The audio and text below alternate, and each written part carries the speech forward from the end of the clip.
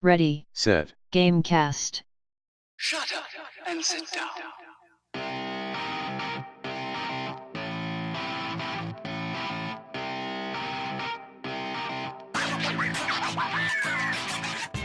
Welcome to Ready Set Gamecast, a bi-weekly podcast about video games and the periodic table of awesomeness. I'm Bryce, and I'm joined by the gold standard of podcasters, Darian. I don't have a better greeting than Saw Dudes. I'm very sad. All right. The Krypton to my Superman, Teddy Chinaris. That's the planet, not the element kryptonite. And our special guest, more radiant than radon, more charismatic than carbon, and more heroic than helium, it's Caitlin. Hi. She got like a whole ass intro. Because I'm the guest. Ours are half-ass. She's the guest. She gets to be all like, this is a good podcast. Yeah, treat me special. So there's two asses, right? Teddy and I are one of them, and Caitlin is the other one. I call being the right chief. Caitlin, if you were going to be made out of an element, which would you choose and why? So, is this like the last Airbender elements, or is this like periodic table elements? It's been a periodic table thing, so it's that one. I was a chemistry major for a hot minute. I don't remember any of this. I don't remember any elements either. Everything's made out of them. They're the basic building blocks of everything. Yeah, I don't know. Mitochondria is powerhouse itself. What's one of the ones that's like deeply poisonous? Because I want to be that. Okay. Radon, I know if that like leaks in your house, that's a bad one. It's not good. Yeah. We'll go with that then. I'm just out here. I'm out here. You ready just want to be really poisonous? Yeah. It's one of my goals. I aspire to be deeply poisonous. That would be an interesting like villain character. You're just like made out of radon. You get loose in somebody's house, and that's gonna be a serious problem for them. Honestly, me being loose in anyone's house is a serious problem for them, so it works out. You didn't ask me, Bryce, but I want to be gold based off of Minecraft because you think gold is going to be really good, but then it sucks. Okay. So Teddy, I need you to go a little easier on yourself, bud. This is the tip of the iceberg. It gets worse. Well, I'm self-deprecating, but damn. I guess if we're just saying, Darian, do you have an element that you want to be? Titanium. Okay. All right. I really thought you were going to be like, no. No. I'm sure no is probably like the abbreviation of some element, but I don't know which one I want to be. Let's see here. Nitrogen and oxygen are right next to each other, and one's N and one's O. Wait, was this... Okay, I kind of zoned out because I just put the Stay Hydrated bot in my channel. Sorry. Did somebody say, like, salt? Was that joke already made? Oh, no. Wow. How do we I not... would like to be Oh, my salt. God. Isn't salt a combination It's like of the elements? easiest one. Salt? Yeah, it's like NaCl or whatever. Yeah. Salt's a compound? That's fine.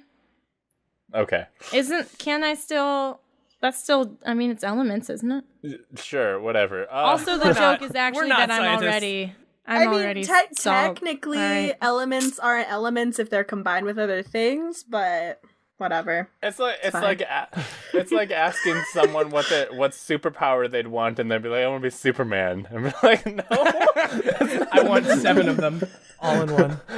I just want to have all of them." Like, well, that's not the question, but thanks for playing. Caitlin, speaking of playing, what have you been playing? I have been playing Don't Nod's Vampire, and that's it. How do you like it? I like it. I don't know if it's a game for everybody, but I've been enjoying it. It 100% fits into my sensibilities of silly gothic bullshit. So What is that game? I've heard people on Twitter talk about it, but I don't know what it is. Okay, so I was trying to explain it to someone earlier, and I realized I was not doing a very good job, but it's basically like an RPG action game the start is kind of slow. Like, you're mostly just, like, running around trying to figure out who turned you into a vampire so you can, like, murder them, I guess. I think you get the option of whether you want to murder them. I don't know, but it's mostly just you being like a baby vampire, and then the game being like, all right, this is how you suck people's blood, and oh, now you got the blood, you can do cool shit with it, I guess, or level up, or fucking they make you mesmerize a man, and then you get to choose if you want to eat him, and I'm like, I already did the work, I'm gonna eat him. Like, why would I not just eat him? Oh, that your Twitter thing makes sense now. Yeah. I thought you were just gonna murder somebody, and was like, I'm surprised Twitter's as supportive about this as they Twitter are. loves my misandry. They're very about me killing men, honestly.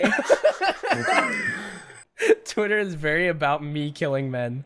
Yeah. Darian, have you killed any men in your video games recently? Yes. Okay, good. Right. What video games were they? Sounds good.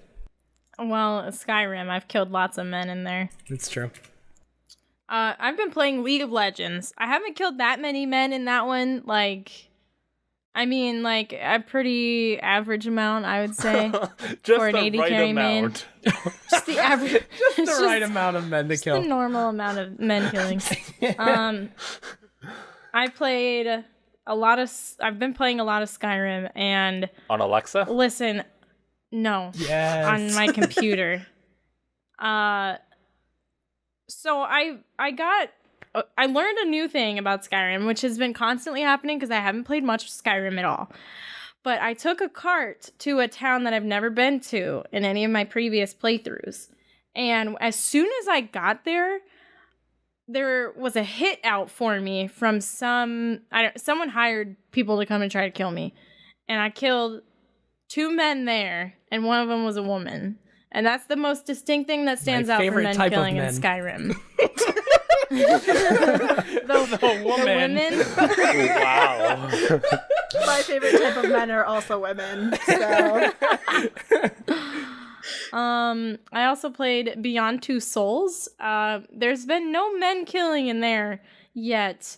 But I did want to kill a house full of teenagers. But they very slightly escaped with their lives.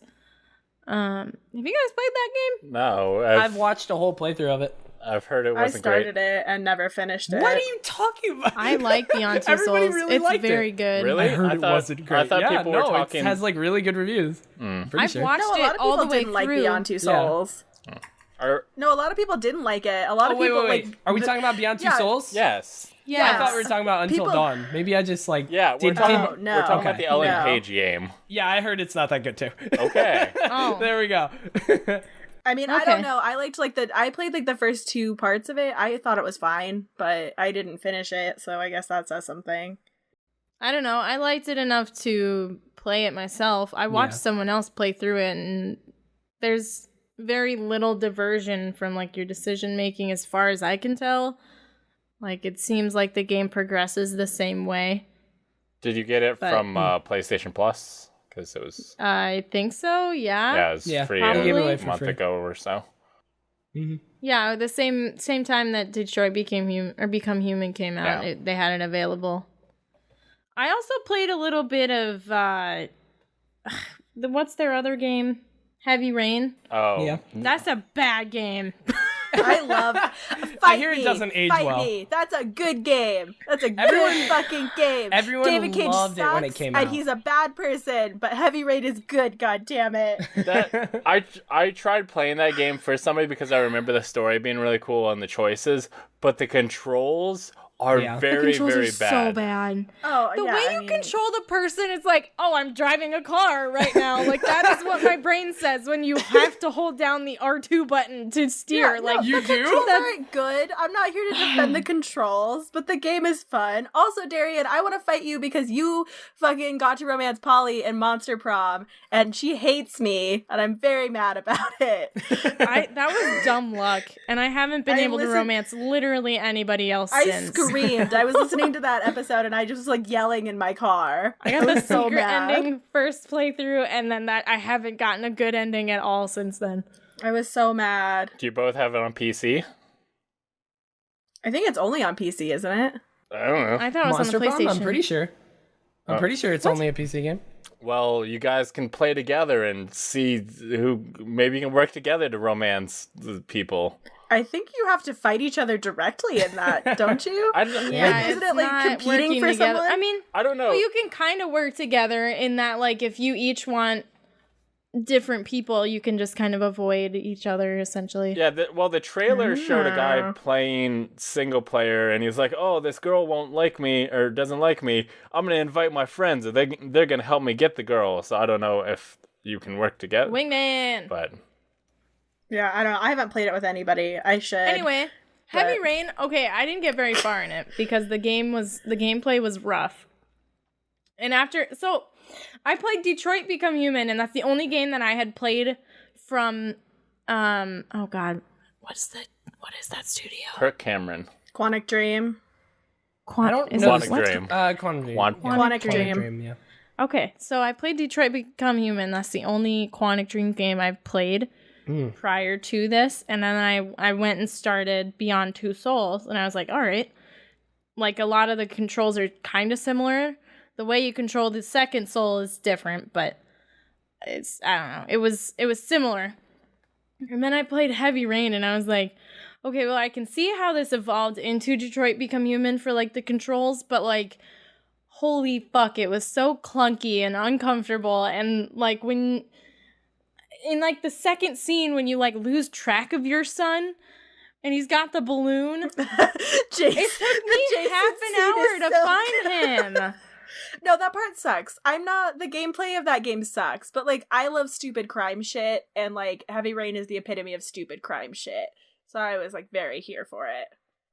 All right. I didn't get far enough to know that it was a crime game, because after I ran through them all for, like, half an hour just screaming Jason over and over again, because I couldn't find him. I had no idea what was going on.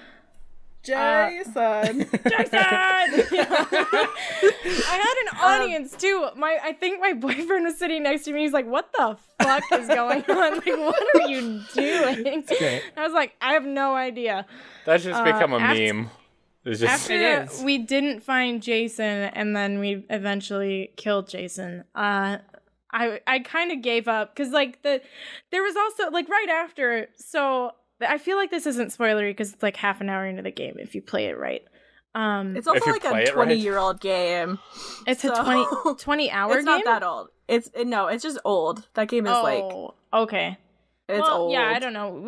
Anyway, when you, like, have your other son over and it's clear that you don't have a good relationship, like, at one point it's like his inner thoughts were like, "Oh, I should get a snack for my son." And then you walk over to get something out of the fridge. I got him to take a drink of orange juice, and then he shut the fridge, and then he was like, "Oh, I should feed my son dinner." And I was like, okay. And then I go over to the son, and I'm like, "Hey, buddy, are you hungry?" And he's like, "No, I'm not hungry." So then he's like, "Maybe I should make him do his homework." And I'm like, "What the fuck? Like, what kind of parent are you? Like, what's going on?" I mean, to be fair, I think the whole point of that section is, like, Ethan's not a good dad. Like, he fucking sucks. He was a good dad before his son died, and then his whole life fell apart. That obviously, that was a huge, because, like, before, like, his wife came home, like, they had a really good relationship. He had a good time with his sons. Like, it seemed super, like, a cute, just, like, all right, that's, like, the American dream right there, right? But then, like, you know, his son died. Obviously, him and his wife broke up, and they got split custody and shit, and, like, it's messy. But it was just so odd the way that things just, like, thought, 5 seconds. Completely different thought. All right, 5 seconds. Yep. All right, another different thought. It was just so awkward. It disconnected me entirely, and I was like, well, I bet this is an okay game. I bet there's a cool story here, but I just cannot do it. It's, like, genuinely not that good. Like, I love it. It's my bullshit. But, like, there's, like, a whole weird sci-fi side story that, like, doesn't make sense. And, like, weird drug abuse stuff that doesn't make sense. A lot of it doesn't make sense. Yeah. It's just Was that very their much first my game? bullshit. No. There's, like, one other one, I think. Maybe? there's the detective, the father, the Well, there's the journalist. There's the FBI guy. There's the detective. There's the lady, and then there's the father. Oh, they did something called Omicron, and then Fahrenheit, and then Heavy Rain, and then Beyond, and then Detroit. I think Heavy Rain was like their first big game that like had success, but it's very much my bullshit. That's how I feel about Vampire 2. I'm like, I don't know that I would like recommend this to people, but like I love it. I feel like I'm gonna get Vampire, by the way, because You just want to eat some men. I want to also eat men. No, I had a huge goth phase in high school, and I'm also obsessed with vampires just in general. And oh, Darian, you should get it. It's very good. Yeah, I'm like, oh man, this is how to be great. It's like, I mean, like the music is like super gothy, and like the main dude's not gothy. He's just like this white dude with like an undercut. But can you make him gothy? Maybe. I haven't gotten that far yet, but. I hope so. But, yeah, you just, like, fuck around with vampire shit, and everything's just, like, spooky London with, like, good music, and I'm about it. Well, I'm gonna download Vampire real quick. You get a can you wait till later, you get a machete maybe? randomly. There's no time. Anything else you've been playing, Darian, or? Pokemon Go. How's that? Really good. I got this Pokemon Go Plus accessory 3 weeks ago now, actually, and I've already the battery's low, and I gotta get a new one. Did you get lots I'm playing it a lot. Toted? No. Wait, you have to you have to get a new one every time the battery dies? No. A new battery. Just a new battery. You can replace the battery. It's like a watch battery. Oh, okay. I thought you meant like you had to get a new peripheral, and I was like, that's horrifying. No. No, you can replace the battery. Okay. But it's super shitty that you can't just charge it. You have to buy a new watch battery. Who does that?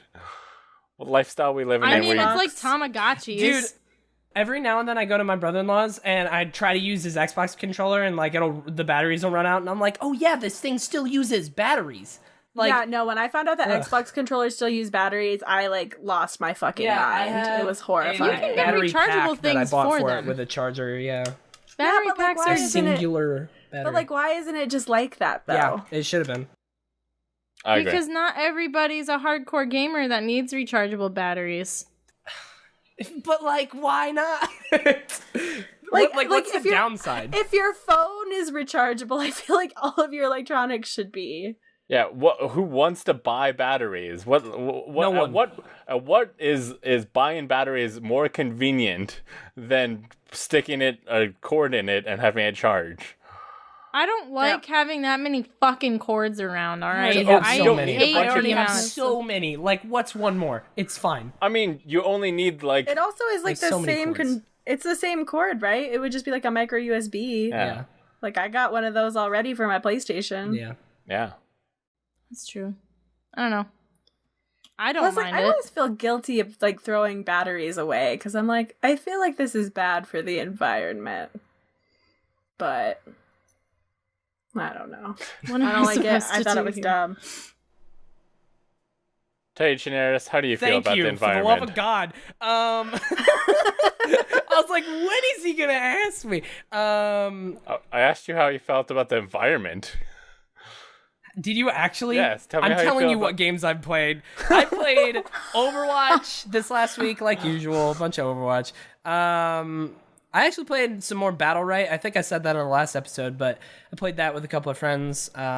Destiny 2, not much. Just not much. I actually played Smash the other night. Ooh, Teddy Smash. Because I was excited about...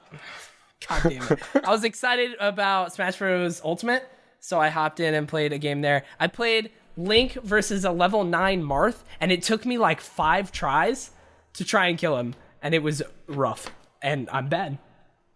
And then, what else? I've been playing Assassin's Creed Origins a lot on stream. I've been wanting to go back to that game forever, but with the announcement of Odyssey, that is why I'm going back, because I need to beat it. And then I did all the E3 stuff at like a gaming cafe here called Platforms, and they have like a bunch of VR stuff. So I tried Super Hot VR for the first time, and that shit's so cool. Super Hot VR is so much fun. Like when you literally dodge a bullet and you like hear it going past your ear, it's so cool. It's so awesome. And that's one I need to get for my Vive. They didn't have Beat Saber though. It's annoying. I wanted to play Beat Saber really badly. But yeah, that's basically everything. Been enjoying a lot of Origins. I want to keep playing that next couple of weeks. I want to like commit to a game and then beat it. Like, what does that feel like? I don't know. Nobody knows. Haven't had that feeling in a long time. Same. So that's what I'm gonna try and do with Origins. That's being part of like the gaming world. You're just kind of like moving from games so quick that you never actually finish any. Yep, I haven't finished one in a long time. Well, the last one I finished was God of War, and it was because I set it aside and played it in the 2 weeks or the 1 week I had between school ending and me starting work again. So I had 1 week where I was like, yes, let's just binge God of War. I need to finish that still.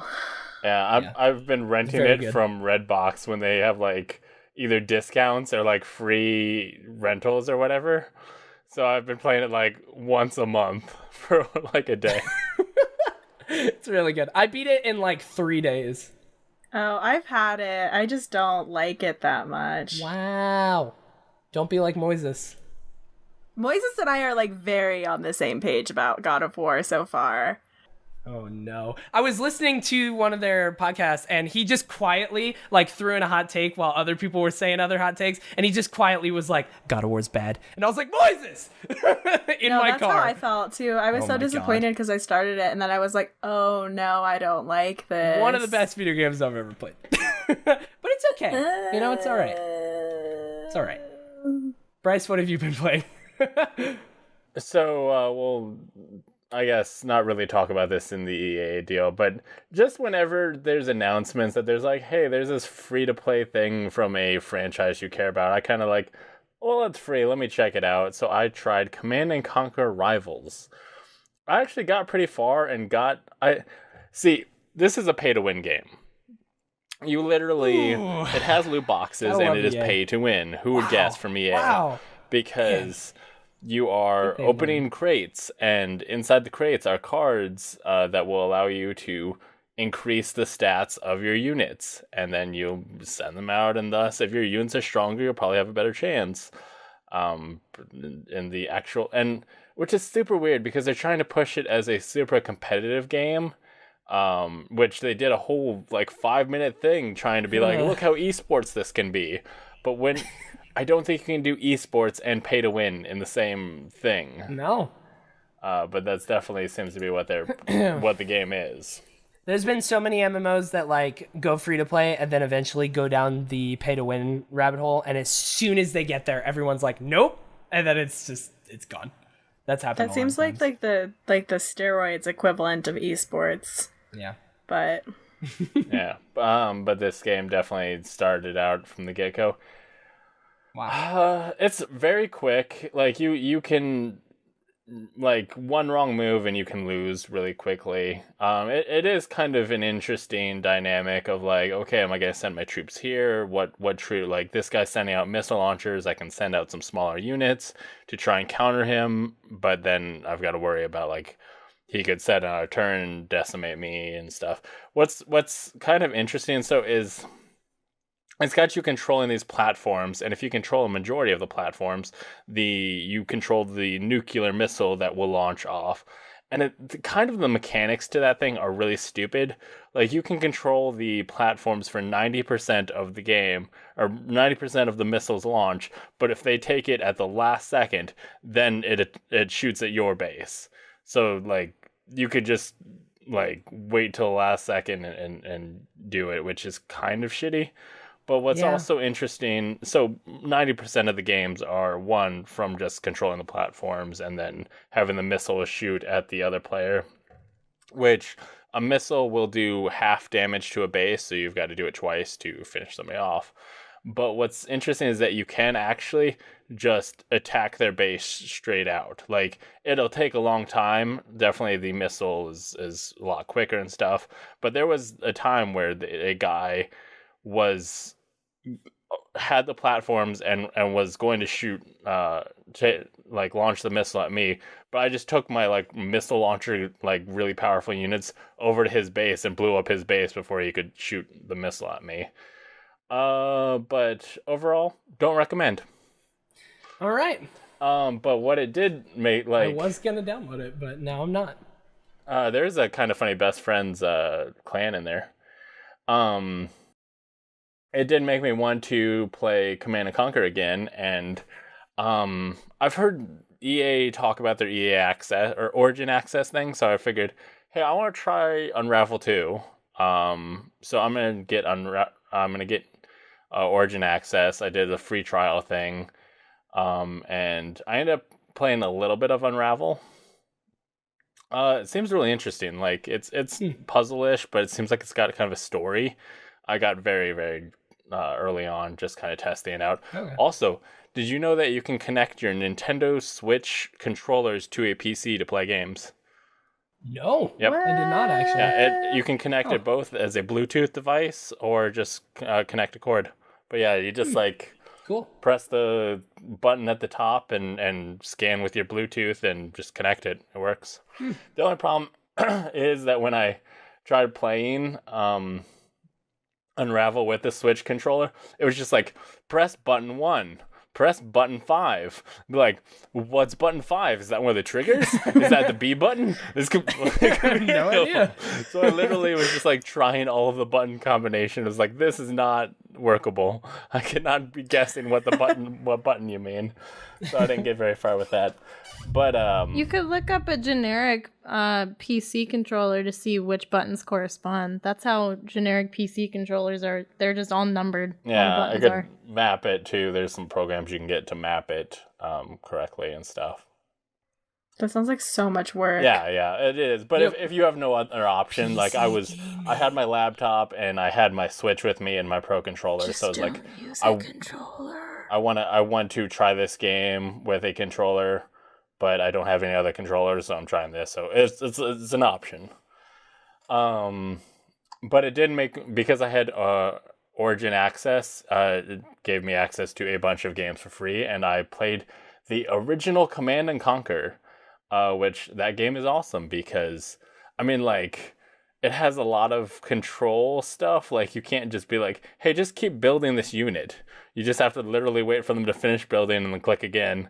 But it, like, every mission starts and ends with, like, a cool full motion video cutscene and stuff. And it's so, like, cheesy and awesome, and I love it. But I also bought Beat Saber for my HTC Vive. And that game is very good. It's like rhythm based and a lot of cool swiping, the mechanics. And you put that thing on hard or even just easy for a long time, you will get a good workout because that has you ducking and moving and swiping and all sorts of stuff. So it's got you moving and it's a good workout and a lot of fun. The only problem is that there's not very many songs. I want to say like 10-ish. Oh, wow. It's not very much. There are ways to add custom songs if you want to add a mod. Also, I did play more I Expect You to Die, which I want to tell this really funny story. So, I did this mission where you start off in a escape pod at the bottom of the sea, and basically you have to fix the escape pod and get back to the top. But like, as is the Expect You to Die tradition, you're going to constantly fail to figure out the puzzles. Like I fixed one thing and then a fire starts, and then before I am able to fix it, I die of smoke inhalation and stuff. So I have to start over, and I have to have the fire extinguisher ready so that when the fire starts, I'm ready to put it out. I must have gone through like 10 times. Also, there's a grenade in the engine thing, and if you just try and start the engine without taking the grenade out, then your grenade will explode. And then you also, the pin's already pulled from the grenade, so you have to find a way to like hold the grenade together without, or else it'll, if you set it down, the pin's already pulled, so it'll explode.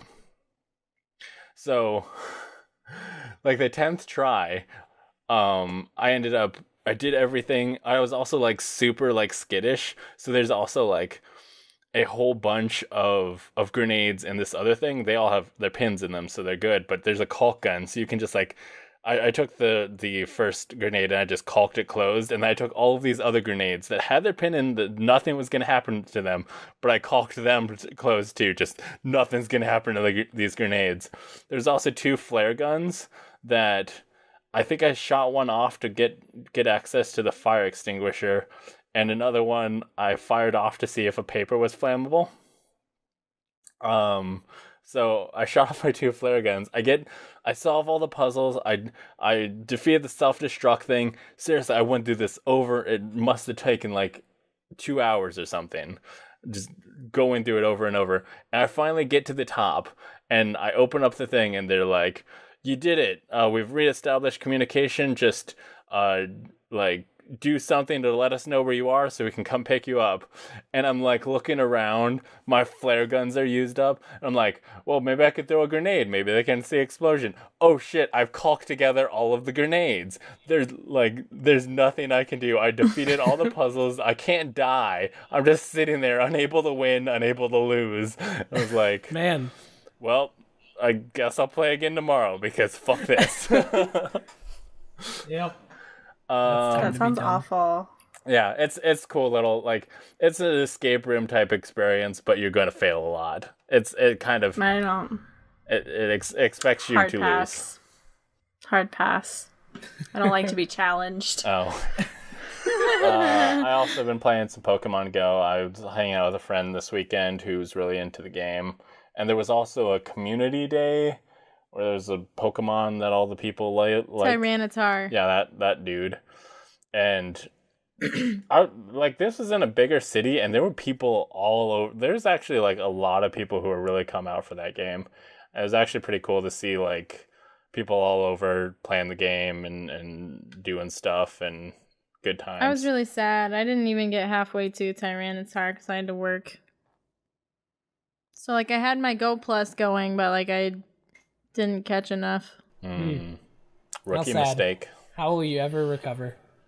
I won't. It's not gonna happen again. I ended up recycling all of them because none of them were above 90%. So I was like, not good enough. Get out of here. Do you appraise them? I use a third party thing to find out the exact like stats. I just have I just hit appraise and I don't evolve them unless they're wonders. Well, that's a rookie mistake. I go for the third party thing. They'll tell me like I have 100% Swablu. I know it's exactly 100%. I can see like their specific stats and how good they are, and if they're less than 90%, they get recycled. Recycled is a scary word to say for Pokemon. I'm gonna say. That's what it is. No, they get transferred. Oh, okay, that's better. Because I was gonna say when I played Pokemon Go, they didn't. Whatever. Didn't. They're say getting recycled. turned into Pokemon candy. Where do you think that happens? Wow, that's sad. No, they're basically getting recycled. Yeah. Oh man. Soylent Green is people. But speaking of Pokemon Go, we have some Pokemon Go news. Bringing us into the news section. Give me a hot jingle about news, Teddy. News. Awesome. That's it. You thought there was gonna be more? Nope. That wasn't a jingle. No, there was a beat. Yeah. News. I mean, a jingle's not a hot beat, though. I would bet that everyone else here has more musical talent than me. I've never played anything. I can't sing. I got nothing. Yeah, it's the wrong guy. Yeah, I'm way better than Teddy. I already get that. All right. Pokemon Go. Just kidding, Teddy. I like you. Pokemon Go will officially get trading soon, along with new friend system. So they announced that you will now be able to have kind of a friend system. So people you're playing with, you'll have a friend code that you can add people with, and if you raising your friendship, once you have a friend, you'll be able to achieve one of the 4 friendship levels: good friend, great friend, ultra friend, and best friend. Ultra friend, wow.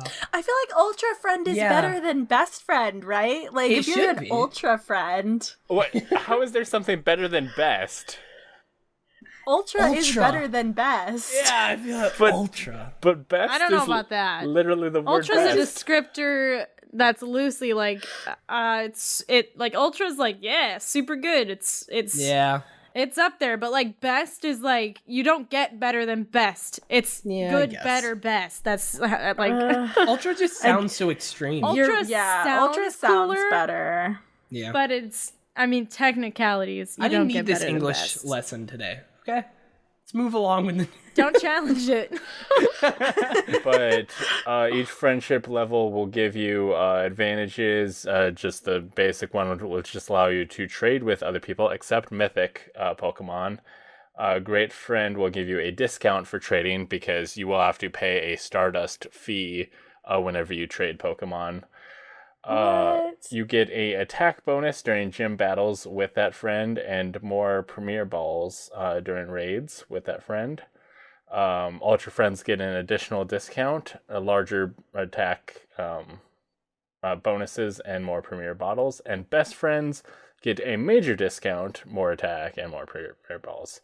You can increase your So you friend. could put numbers on that to not be confusing because a great friend gets 1 additional premier ball, a ultra friend gets 2, and a best friend gets 4. Okay, Not that's just fine. more. It's more. It's an additional.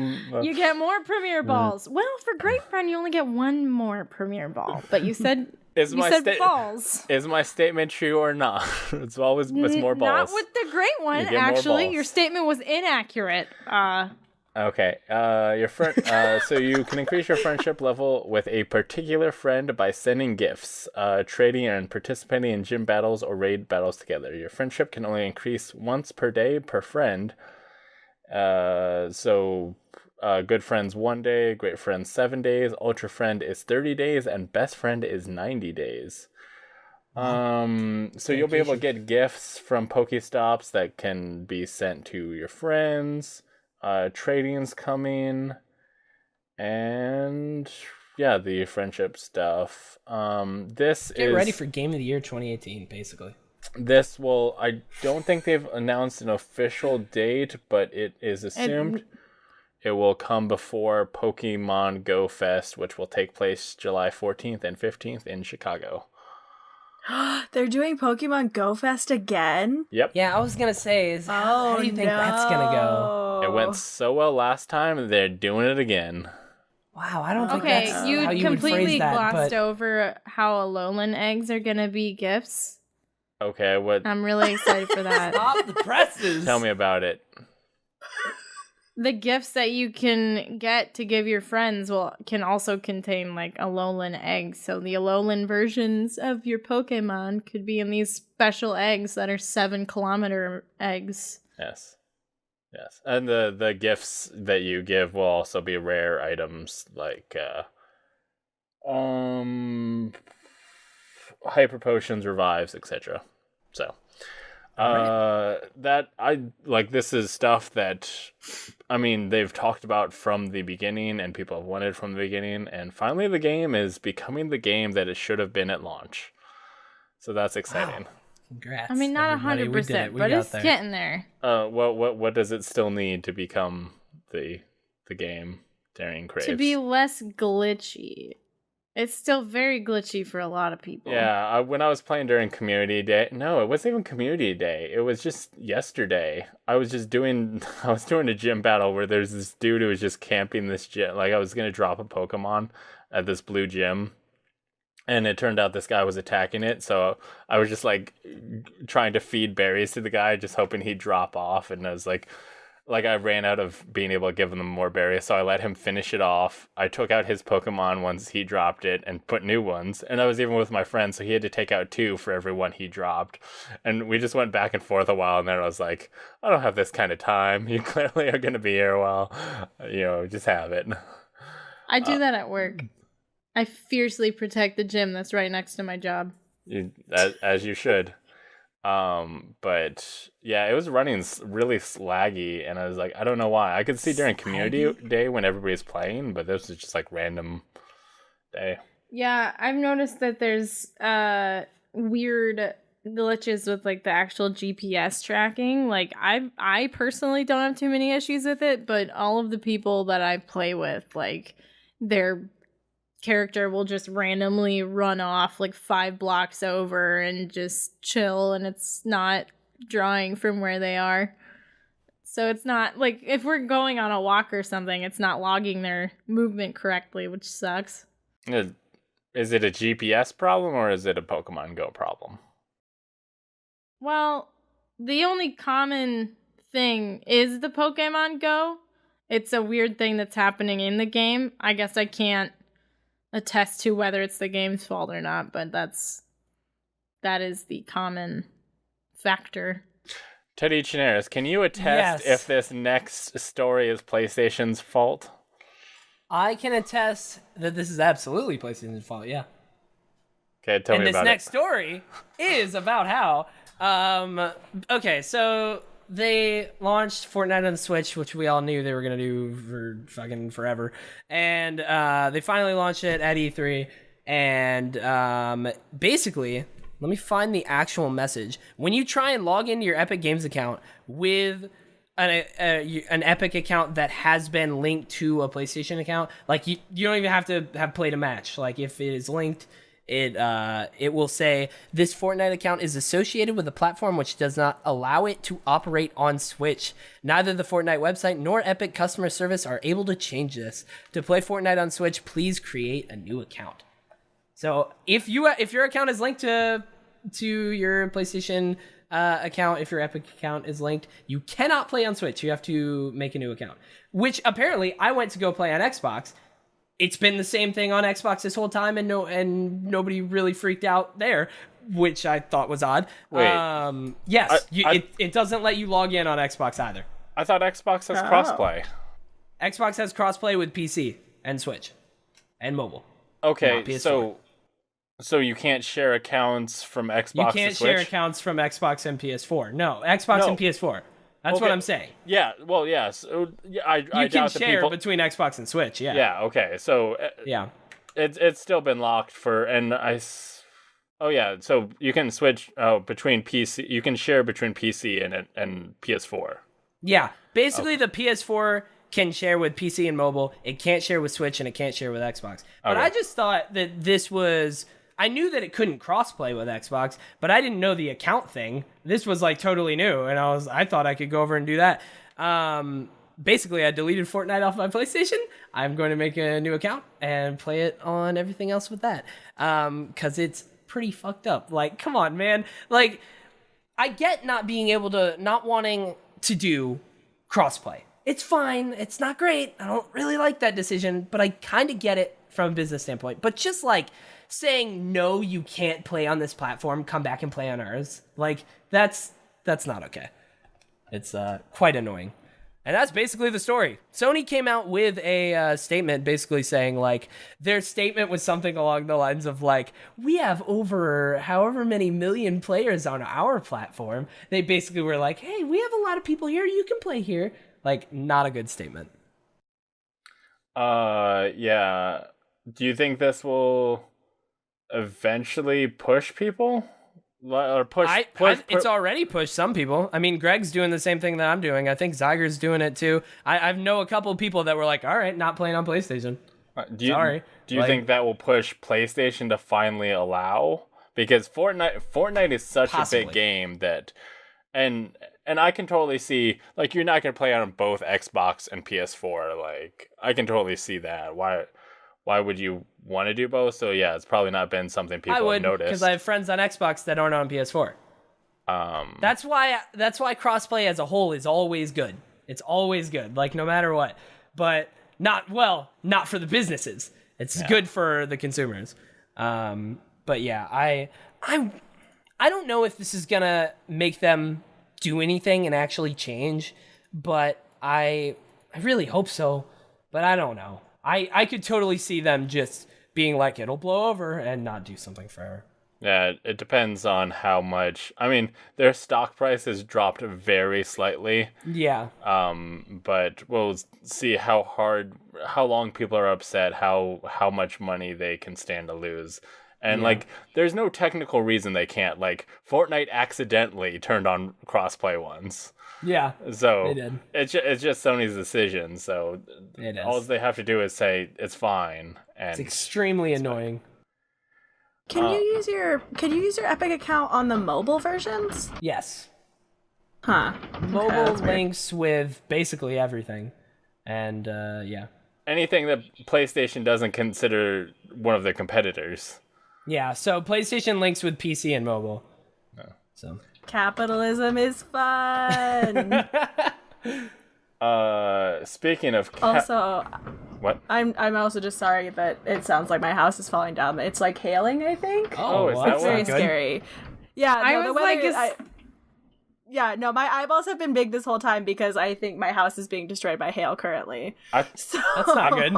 I just thought you had was like like- an animal that was just like messing with your stuff. Yeah. I thought someone was No. like popping popcorn because it was so like consistent that I was like, that sounds like popcorn. Oh, I want some popcorn. Well, I hope you don't have like a car parked outside or anything. That wouldn't be good. I don't. My dad Okay. does, but that sounds like his problem. That's a dad problem. wrecked, Happy Dad. Father's Day. Hey, Father's Day is over. Yeah. You get one yeah, day. that was yesterday. Yesterday I my would have dues. cared about your car. Today is a new day. Exactly. And Steam, it's a new day for Steam developers who will now Wow. be allowed to put their games on the Steam platform no matter what it is. Can you tell me about that, Caitlin? Kenny loves my Yes. transitions. I He loves- do. It's great. Let me pull up this article so I can like make sure I'm not talking on my ass. But Wow, that's the new skill. basically, there was like a whole hullabaloo about Steam taking down a lot of visual novels, and people like were talking all this shit about like, oh, it was like one of the article headlines was like, this is an anime titty holocaust. Well, it was like which was adult excessive. games, not specific like visual. Yeah. Like Well, but like, I mean, a lot of visual novels are adult games. Like, being Wow. honest about the genre. It's true. Listen, I play a lot of visual novels. All right. Seen a lot of titties. That's just the rag, honestly. But anyway, so they basically, Valve was like, oh, people are mad at us for, taking down some of these games, but not taking down games that are like actively about Nazis and shit. So what if we just let everybody on here with no regulation, because that's what people wanted, was less regulation and not more. I mean, I don't know who called for like the removal of adult games. I don't know if just one person was upset. I don't think anybody did. Like, I from what I understood, like, Steam just tends to do that where they'll randomly purge games out of nowhere just because, like, they can. And so it just seemed like another stint of that, and people were just, like, a lot more vocal about it this time. Yeah, because, well, they were threatening, like, taking away, like, mods so that you could, so, like, there are some visual novels that, like, they have X-rated versions, but you have to use a mod to use it.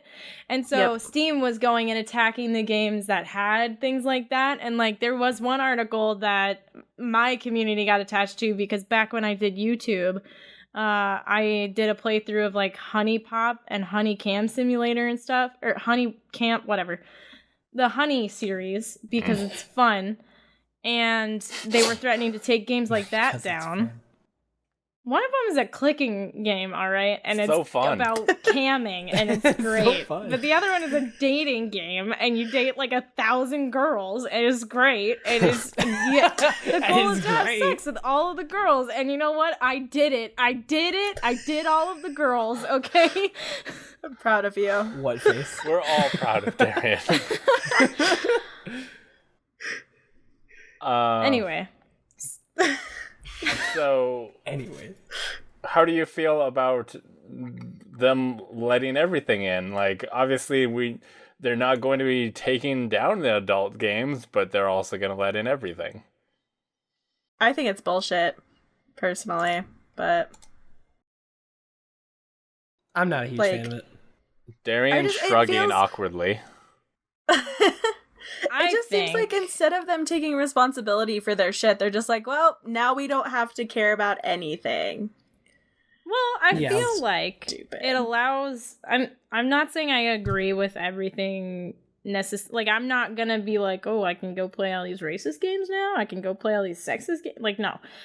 But I mean, game devs having the ability to get their content out as long as it's not illegal, I guess. From that standpoint, like, I mean, someone had to put in work to make that game, and having a channel to put it on for an audience, like, I mean, whatever. There are places like you can put it out wherever, but putting it on Steam gives them a platform. Like, if you put out a hate speech game and Steam allows it, Steam is basically endorsing it. Like, it's on their service. The statement they gave was that they're going to allow anything that's not illegal or trolling, and they've already taken down a couple of games. Well, but that's bullshit too, because that's just like whose definition of trolling are we gonna go with? Yeah, like, I don't really know. vague. You just like, they already were letting fucking Nazis and shit be on there before this. Like, I don't know. I just think if you have a platform, you need to take responsibility for it. And if you want to let people have shitty racist games, that's fine. But don't act like you're not taking responsibility for that. Like, if you want to give those people a platform, that's fine. But, like, own that that's what you're doing. Sure. Game curation is important. I go back and forth on this because I totally see the argument for, like, letting a bunch of people in. And I also totally see the argument for, like, no, like, just don't let shit in here. Like really terrible quality things that, like, barely work, that's clearly money grabs type things, and, like, Nazi shit and all that. Like, I see the arguments for both, but I'm more on the side of curation. Yeah, I mean, like, I guess that's my thing, is I don't care if they're, like, obviously I don't want there to be shitty Nazi games out there, but, like, if you're gonna let them, don't act like you're washing your hands of it, because, like, that's still you letting it happen. You know what I mean? Like, it just feels like they're not being responsible about it in, like, a way of, like, taking ownership of what they're doing. I mean, it being on Steam literally means they are making money off of it.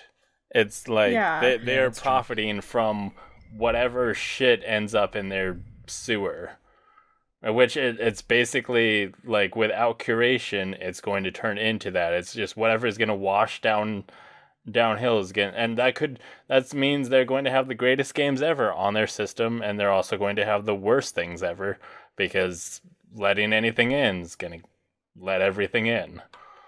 Well, letting everything in also allows, like, this, like, smaller game devs, like, they've already opened up to a lot of that, but, like, I feel like it opens up to just more possibilities in general. Sure, it sucks, but it's not like all these, like, shitty, awful games are gonna end up on the front page or anything like that. Yeah. Like, yeah, but I mean, but indie devs already get fucked by Steam all the time because of the lack of curation. Like, most people go to itch because they can't, like, make it on Steam. Yeah. I mean, Google Play, like, or iTunes, I think iTunes might have a little bit of curation, but Google doesn't.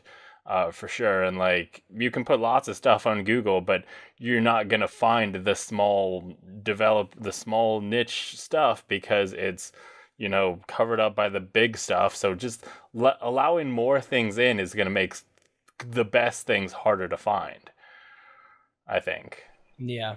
For sure. But yeah, I guess we'll just have to see how it comes out. But I think this is a bad move for Steam, and just kind of PC gaming in general can kind of give, you know, if there's really gross, weird games on PC, that could taint people's view of what PC games are. Obviously, they're probably going to go like, oh, it's Skyrim and stuff, but at least the people aren't going to go, well, I can play Skyrim on my PS4 and I'm not going to have to worry about Nazi Simulator 17 there too. I'm not going to buy my kid a PC because who knows what they're going to be able to get access to. Well, and my thing too is, like, I don't want this to be, like, my argument is not that people shouldn't be able to make whatever games they want, because, like, do what you want, live your life, but I just, again, like, feel like you need to be responsible for your platform. Yeah. And there's also a difference between, like, being like, I want titty fucking anime games, and, like, we're gonna allow horrendous hate speech games. Yeah. There's like a weird line to walk there. And also broken games and like if there is something, I guess illegal would probably, if there's something with a virus, that would probably be illegal. But they're like, at what point, like the line is so weird. That's like what is and isn't on that, like what makes the cut. And I guess who's making that decision is such, I guess we'll have to see how this shakes out, but it seems like a bad move. Yeah. But Bryce, you know what else we're gonna have to see how it shakes out with? This is now the Teddy. This is now the Teddy Chinaris part of the podcast. All Teddy Chinaris for the rest of the news. Go for it, Teddy. Okay, all right. Jeez. Okay, so first we're gonna cover the Destiny 2 Forsaken stuff, and then I'll cover it quickly because these guys always just roll their eyes when I talk about Destiny, and then we'll go through the conferences. Don't take Cade from me; he's the only good boy. He is. Okay, so Destiny 2, I'm just gonna go over the bullet points. They're adding bows for the Forsaken expansion out, I believe September 4th. They talked a lot about the Dreaming City, which, like, I'm not sure if that's the name of the raid or the name of the destination that the raid is on. I think it's the name of the destination the raid is on. It's supposed to be an end game destination. So, like, they said, like, the way people play and the way people raid is going to change it like week by week. Like you're going to come in and the destination itself is going to be different and like things are going to reveal itself. It sounds awesome, but I don't know how that looks in reality. There's going to be 9 new supers and paths to go on in your subclass trees, which is actually incredibly exciting because 9 we have new supers. Is one of them void? Yeah, kind of. There is a void subclass on every character. That was an Incredibles 2 reference. Okay. There might be somebody like incredible. that. There's some teleportation in there. Let's see. Yeah, there's a warlock that like does some anime teleporting. It looks awesome. Let's see here. What else? What makes it anime teleporting? Hold on. I don't know. It looks cool. I don't know. It looks like cool, like an anime would look cool. You know, it was very stylized. I'm also curious how that plays. Like, are you gonna know where you're gonna pop up, or? Yeah, it's like directional. So and like a certain range. So it's like Reaper. You're just Reaper. Thing, yeah, kind of. The big thing. No, you're more like Tracer. Yeah, probably more like Tracer because it's shorter than Reaper's. Reaper's is pretty far. And also a long cooldown. You don't do many of them. I think it's kind of more like the I think it was called Ionic Blink on the Storm Trance. I think in Destiny 1. I don't know if we have that anymore in D2. I haven't played anything but my Titan in a long time because I haven't played that game in a while. Gambit is the really big thing. It is a PvE PvP mode, so like it's kind of hard to even really explain until I get my hands on it. When I go to Guardian Con, I'm very excited about it. They're gonna have it there. That's gonna be the first time I ever play a game early. That's gonna be so cool. Yeah, so Gambit's basically like you have 2 teams of 4, and you go down to like your separate areas, and at the beginning, the dude like flips a coin, and it's like, oh, you're gonna fight the Taken or Cabal or whatever. And you go in, and basically like you kill things to get moats, and then you bank the moats, and the end goal is to like bank enough to then spawn a like ultra, and then once you kill the ultra, you win the round or something like that. But you can use your moats to like put up blockers on the other side for the other enemies. So like I believe you don't get any moats until those enemies are dead. I think that's how the blockers work. And at a certain point, you can take one person on your side and send them over to invade for like a certain amount of time. And when you kill things and pick up moats, you have them on you. But if you die with them on you, they go away. You don't have them. So like if you go over when all of them like have them, but they haven't banked them yet, and you like kill a bunch of them, then you denied them a ton of moats and like they wasted a bunch of time. It seems really, really cool, and I'm excited about it. Because people have been asking for something like PvE mixed with PvP for a long time. So I'm excited. Let's see here. random weaponization, which is something they took away from Destiny 1, and they're bringing back in Destiny 2, which is a very common theme of most of the changes. Cade is apparently dead. Don't know what's happening there, but they released a trailer at E3 that was Aldrin, Marasov's brother, the person that we saw in the Taken King. The ship went down, but we thought he was alive, hiding out somewhere on Mars. The dude who's a dick in vanilla Destiny, he shoots Cade's ghost, and then he just shoots Cade, and he's just dead. And then, so I don't know what's happening there. He's not gonna die. Why does he have a ghost before he's dead? Because it's his robot. Yeah, the little robot is called a ghost. I've never played any Destiny. I have no idea. I haven't understood zero of what you have been talking about. Okay, so there's this thing called the Traveler. It comes. No. We're not starting there. It's complicated. Basically, they have these ghosts, and they're like little like square dudes. They're more like diamonds. I don't know. They float around, and they're the ones robots. who they resurrect you. So that's the lore as to how you can keep coming back to life. So he shot the ghost, and then he shot Cade, which means he's not coming back to life. He's dead. Oh, see, that makes more sense. I get the drama now. I get the tension. And then those are like the main things. The other big thing is how they're doing actual seasonal content. They're going to have not like a season pass like they had last year and they do normally in like year one of Destiny 1 and Destiny 2. They had a season pass where it's like an expansion at the beginning of the year, like January, and then one in like March. They're not doing that. They're doing basically like they're doing an annual pass. So like with each season, which they do 3 seasons a year, you get new things. They haven't really fully detailed it yet. It's kind of odd, but you get new and a lot more gear and stuff like that with the annual pass. There's like a season in winter, in spring, and then in summer, which should go a lot better. It's way more expensive, and a lot of people are mad about the pricing. But if the actual content is consistent and there's stuff to do a lot, I will be very happy. So I'm okay with it. And I think that's the big stuff. I'm very, very, very excited about bows. Bows and arrows are always fun in video games. And then also the new Subarus. Are they? Most of the time. Are they always fun? I haven't met a bow and an arrow in a video game that I haven't liked. A bow and an arrow. A bow and an arrow. You say met? Yeah, I haven't met one I haven't liked. I guess crossbows usually suck, but bow and arrows are all right. Yeah, crossbows like are Far great. Cry. Yeah, it's fun. I don't know. I like them. I enjoy them. Yeah, so that's all of it for the Destiny stuff. And now we're gonna go into our E3 just super fast extravaganza. Rundown. Yeah, E3 extravaganza. That's perfect. But basically, I'm gonna open up all this stuff that highlights all the different things from each conference, and I'll talk about what I want. And if you guys want to talk about other stuff, I'll bring up the big stuff. But some of the things, such as FIFA and Madden, I'm gonna leave out. So EA was first, and it started on Saturday. EA Play, because they want to be different.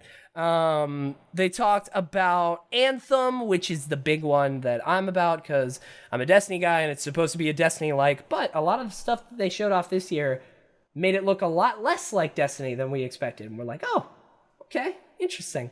But I'm excited about it. The way they showed it was awful, because the way they show everything at EA conferences is always awful. What do you guys feel about Anthem? I'm excited. People say it plays well, and that was my biggest worry too. Was like the shooting mechanics, and apparently it plays good from what I hear. I mean, it doesn't have any romances. As when every time I looked at Anthem, I was just looking and going, which of these cute boys can I kiss? And apparently the answer is none of them. Wow, I'm sorry. Which is bullshit, and I'm mad about it. Fuck Anthem. You can't. Yeah, no, I can't even fuck Anthem. You can't fuck an Anthem. I thought it was odd when everyone was like, "There's no romances," because I get it though, because like Mass Effect, it's a BioWare game. Yeah, I get it, but it was also like in my head I was equating it to Destiny, and I just can't imagine how you would do that in a game like that, where it's like co-op so much. I don't know. I will say I like just the fact that your character has a voice, because we saw in the gameplay that he was talking, or she was talking to some sort of handler or some person back at base, and she was speaking. I'm curious if, I assume you'll be able to play as a guy or a girl, and do they have full lines for both options? Or probably. Like how many voice options? Is there just the two? Do you have variations on voices, or what's... Which I'm all about, because that's one of the biggest knocks on storytelling in Destiny, is that like you had a voice in vanilla and he said like 5 lines, and then everyone was like, where did that guy just like forget how to speak, because he's like never said anything ever again? It's weird. I hate it so much. Characters will talk to your character and you'll just sit there and mute, and it's like, it's dumb.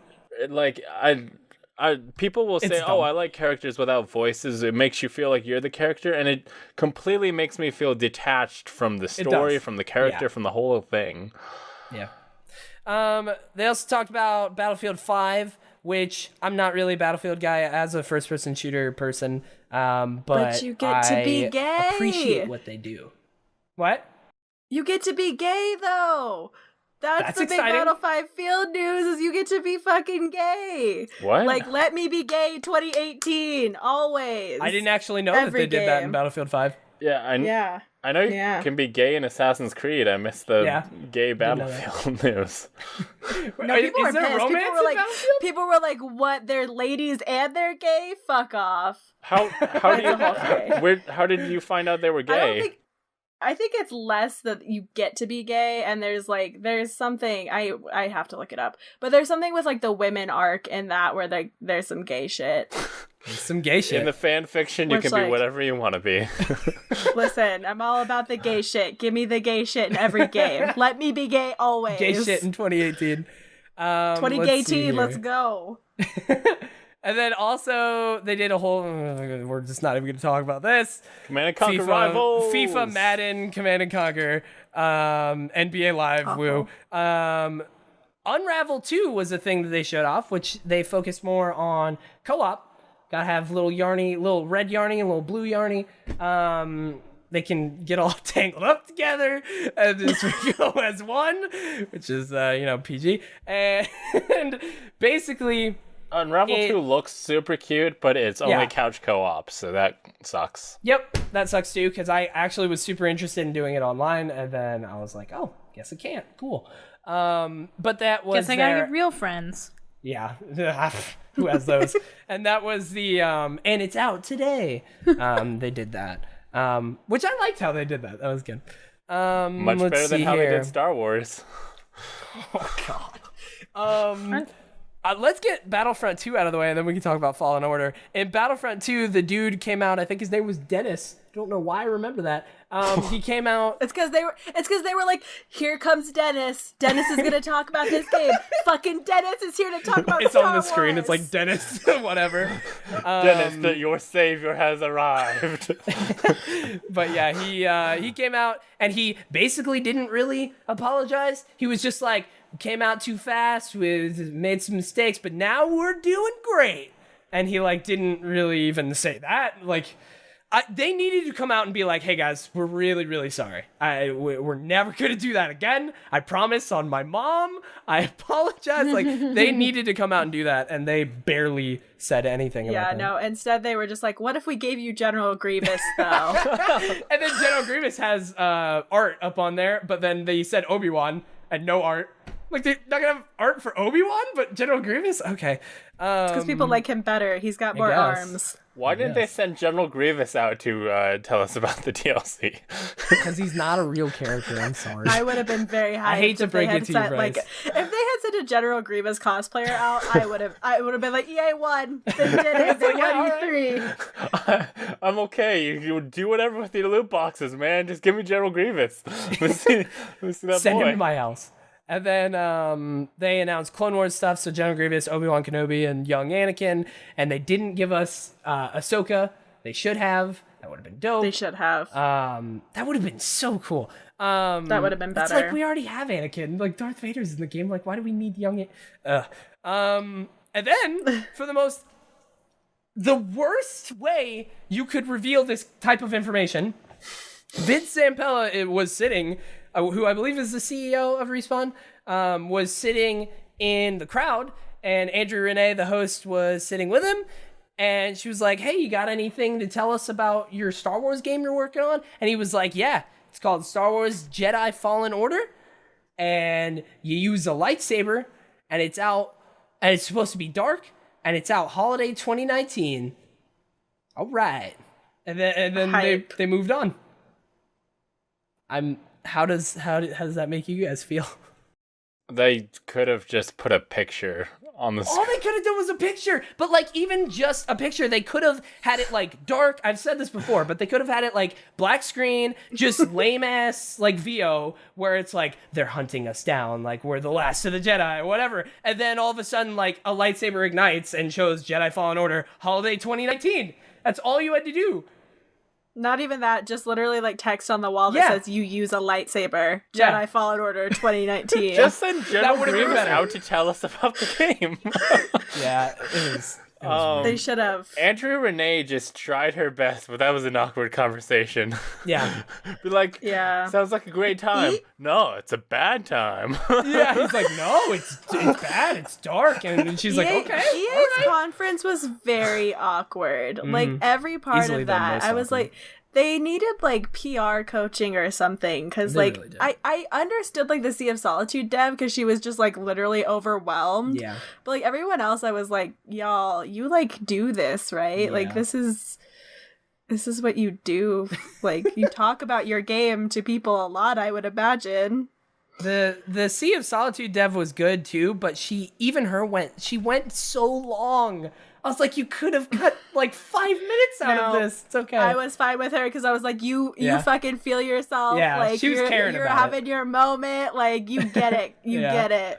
The other ones though, I was like, you all like had to pitch this to people, right? Like this is not the first time that you've had to have this conversation, right? Like Also, I assume you pay people for like PR stuff, so it's weird that this is still so bad. I loved the guy at the beginning when Andrew Renee like talked to this dude in the audience, Oh my and then God. the camera operator did not know whether to stay on him or not. And then she was like, just leave him alone. It kept going to him. He just kind of looked at the camera like, I don't know what to do here. The director was probably like, get a shot of the guy she's talking to. And then he was like, do I stay on him? I don't know what to do. It kept going back to her and then back to him, and it was the most awkward thing ever. It was weird. Let's see. Pretty sure that's EA. The things I cared about. Sea of Solitude as well, which was Sea of Solitude. The three things I liked was Anthem, Sea of Solitude, and Yarny. Sea of Solitude kind of has what's the thing from the Ico devs? The giant cat game. The Last Guardian. Yeah, it kind of had like a kind of Last Guardian kind of platformy type feel to it. Like there's obviously a lot of weird trippy stuff going on, but just kind of the gameplay seemed to have that kind of platformy weirdness that the Last Guardian had. Yeah, it looks cool. I'll definitely be interested in it when it comes out. So that is EA. Next on Sunday was Microsoft, which they did a very good job. I really enjoyed Microsoft's conference. So let's see here on this list. They came out swinging with the Halo Infinite teaser, which, fun fact, when we were watching that, I had like Monster Cat music playing before that, and then when we went into it, the producer forgot to turn off the Monster Cat music and turn on the stream audio, so there was just like dubstep playing, and it super fit the trailer. Like as soon as as soon as Master Chief's helmet like was shown, the drop hit, and I was like, oh shit, it was great. But yeah, Halo Infinite, brand new, or not brand new, but like different art style than what they have been doing of recent. And it was an engine demo, which means that game is not soon, sadly. They also showed off Ori and the Will of the Wisps. Very excited about that game. I still need to play the first one. I have it, but I haven't beaten it like most everything.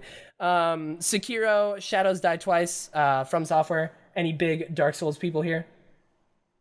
I don't like to No. be challenged. All right. I enjoyed Bloodborne for a little bit, but I think I killed like 3 bosses, and on the 4th one, I got distracted. Other stuff came out. It's just not, and it's also not really my jam. I get it. It was fun, but like, I don't know. It's not something I'm gonna lose my life to. But it did look really cool. The setting, the like Japanese setting, and there's like a grappling hook, which looked really fun. And then they showed off Fallout 76, which was set in West Virginia. It's like 4 times bigger than Fallout 4. Let's see. They should talk more about that at Bethesda later. The Awesome Adventures of Captain Spirit they showed off, which is set in the Life is Strange universe before Life is Strange 2. It's supposed to lead into it, and you can download it June 26th for free. So I was like, oh, all right, I'll check it out. Looks kind of cute. Crackdown 3 coming out February 2019. That game is either going to be that game's going to be a hard 7.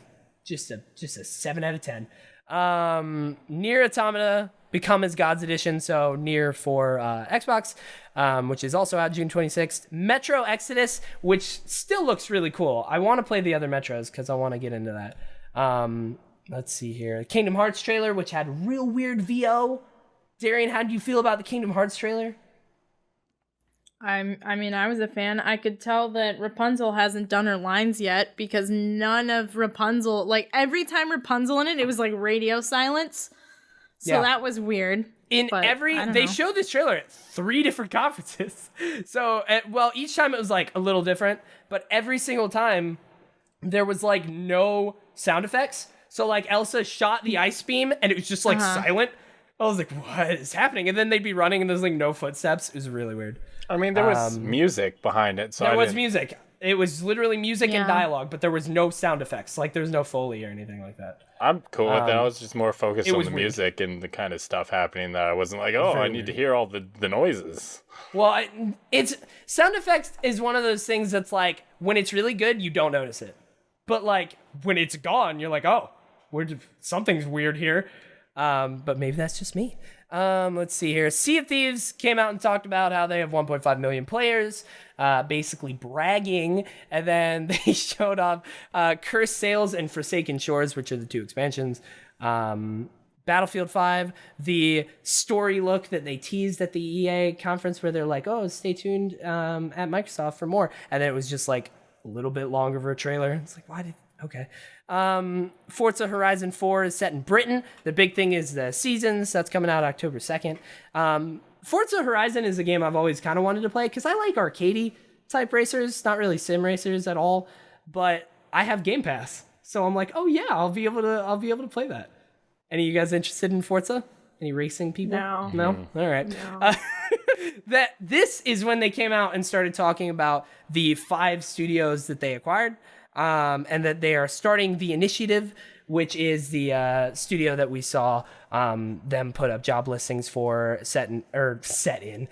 based in Santa Monica. It's basically focused on like AAA, single player, big hits games. And then also they announced that they acquired Undead Labs, which does State of Decay.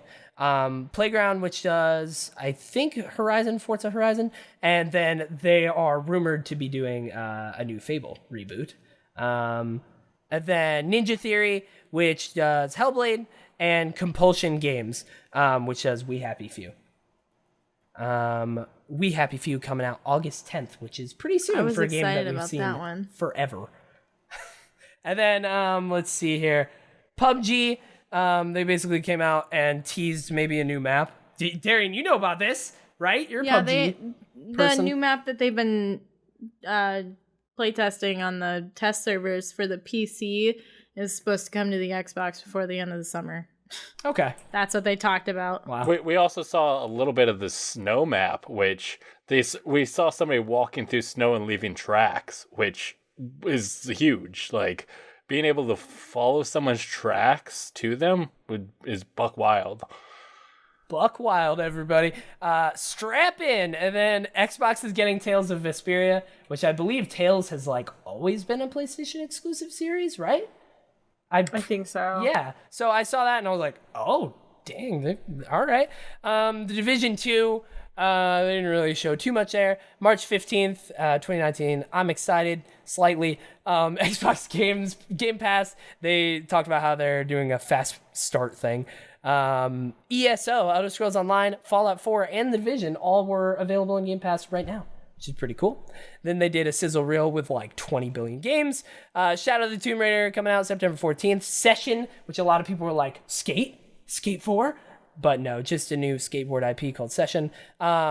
This one's weird. Black Desert, which they called it the MMORPG Black Desert, but on PC it's called Black Desert Online. I'm like, why did you drop the online? Like, I don't know, that was odd to me. And then Cuphead in the Delicious Last Course, Cuphead DLC. Darian, didn't you play Cuphead? Not very much. Not very much. You were so hyped about that for a minute. Yeah. I'm really bad at it. Same. It's fucking hard. I It's uninstalled super hard. it. I just realized I've uninstalled Cuphead. I played a good amount of Cuphead and I liked it, but I did not. I played 3 hours of Cuphead. Darian, how do you feel about being challenged? I feel like Caitlin and I have some similarities. I was gonna after that be like, Caitlin, how do you feel about being challenged, just to drive it in? Listen, I'll try, and then I'll get mad, and then I'll throw a fit, and then I won't play anymore. That's reasonable, you know? Same. The exception was Bloodborne. I actually got, I didn't get far in Bloodborne, but I got farther than I thought I would. Nice. Maybe I'll get back to streaming that eventually. But, yeah, being challenged is dumb, and I don't want it. I want power fantasies in video games, not being reminded that I'm shit. Damn. Let's see here. Tunic came up next. This little cute fox boy was there. Over the top, like asymmetric view. Looked kind of neat. Just, I'm all about the cute little fox. And then Jump Force, which was, I believe, a 3D fighting game with a bunch of anime characters, correct? Yeah, it's got Yes. One Piece Boy. It's got Dragon Boy. It's got Notebook Boy. All right. Dying Light 2, which I'm excited about, because the first Dying Light is a very good game. And I played a good amount of that, but of course never beat it because I never beat anything. But Dying Light 2 looks really cool. They talked about branching narratives. They're going kind of like a Telltale Quantic Dream route, which looks neat. Battletoads is returning. Yeah, for Dying Light 2, yes. I saw that there were some choices that would kind of affect how the world They played. branched out being like, here are all the different, like they did an entire Quantic Dream thing where they're like, you could affect it this. I wouldn't associate with Quantic Dream because that's very story focused. I'm not sure. This seems kind of... That's the vibe I completely got. I was getting more just kind of like, hey, you'll kind of have some kind of loose gameplay mechanics that might be a little different.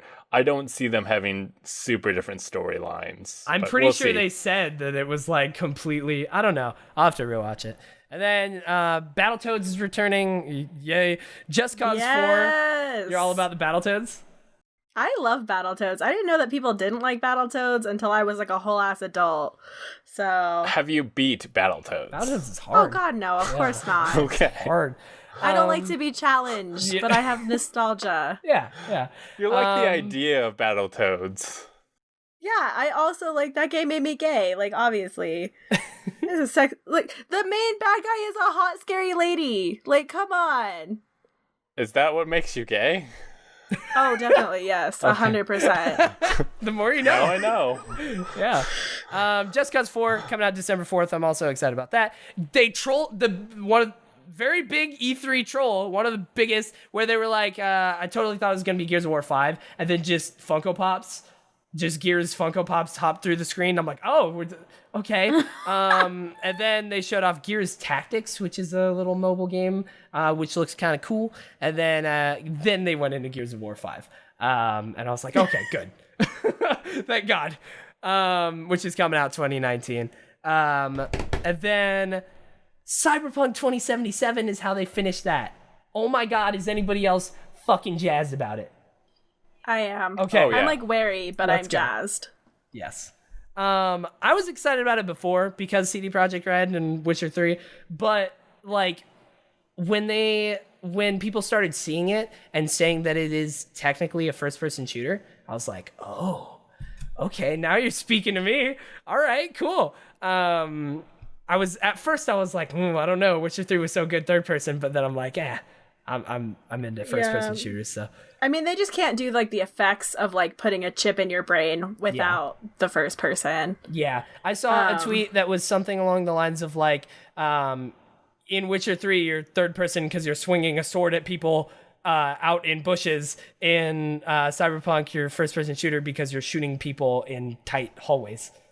It's like, well, from what I understand, you can still be a melee character in Cyberpunk, but I mean, they're just like, because I know on Waypoint they were talking about their demo, and they were talking about how like there's a portion where a guy gives you like a chip, basically that's like a map, and if you don't put it in your brain, like you can't see the map, and so there'd be like no way to do that overlay without it being in first person. Like you kind of have to have that. Yeah. It looks very cool. Everyone who saw like hands-on on it said that it looked awesome. I'm very excited. And then let's move on to Bethesda later that night. We're also going pretty far, so this is gonna speed run. If you have something to say about a thing, just hop in. I'm going fast. Bethesda came out. They did a little sizzle reel. Pete Hines, Rage 2, Andrew WK, everybody. Welcome him to the stage. And then the studio director of id and Avalanche stood there for like 15 seconds while the teleprompter was probably broken. And then they moved on. Elder Scrolls Legends, they said coming to Switch, PS4, and Xbox One. They overhauled the visuals there. Elder Scrolls Online, they talked about the dungeon-focused DLC coming later this year called Wolf Hunter. And then one called Murkmire, where we're going to learn more about the Argonians. And then Doom Eternal, which is a Doom sequel, which I'm excited about. They're showing off more about that in August at QuakeCon. Quake Champions, there's a limited beta for free. It's June 18th, so that's done, but it was June 10th through 17th. You can get it. Once you get in, you get it. I did that. Really, really bad at that game. So terrible. So I'm never playing that again. And then Prey, they announced a big update for that. New Game Plus and Survival Mode. They also talked about this mode called Typhon Hunter, where they really explained what it was for a bit. And like the whole time, me and everyone around me was like, that's prop hunt. Like, why are you talking about this like it's a new thing? It's prop hunt. It's a game mode that's been around forever. And then Wolfenstein Youngblood, which looks really, really cool. It's like basically how they do the DLCs they've done in the past, like Old Blood, stuff like that, where it's like standalone. Let's see here. Fallout 76, they came out and explained all that, how it works. It's entirely online. Your progression carries with you. You can nuke people. You can build wherever you want. It sounds interesting. Does anyone have thoughts? Because I don't. I don't know. The whole nuking thing seems super weird, and we'll see how that actually works out. But that whole mechanic seems super weird. Otherwise, playing Fallout with my friends seems super cool. Yeah, I'm excited to play Fallout with my friends. I hope that they have PvE servers, though, because I don't like PvP. No, I mean, I don't know if you could just fill the server with your friends, because there is a max. So maybe you could just fill the server so it's only your friends, but you can't, no matter what, the game's going to be filled with other people. Right, I'm not saying no other people. I'm just saying, like, you can't damage other people. They have PvE servers in most of those survival type games, and those are the only ones that I will play because I don't like the idea of putting a lot of hard work into something just for someone else to be able to come and destroy it in the 12 hours between when I stop playing and when I start playing again. Yeah. So PvE is what I'm all about. I would find it super frustrating for you and your friends to put in so much work into building an awesome base and defending and stuff, and then some jackass just nukes it. That's kind of the point of those games, though. So maybe I won't like Fallout 76 as much as I want to. I feel like most people who are into Fallout will not like it. I mean... But I am not into Fallout, so I'm like, ooh, interesting. I really like the idea of playing Fallout with friends, and I really dig the parts of that, but the parts where other people can troll you, basically, I'm not about. So better be ready. They're probably going to have to put some work into making that. Yeah. And then Fallout Shelter for PS4 and Switch, which was there, and it's out tonight. They did a couple of things and it's out tonight.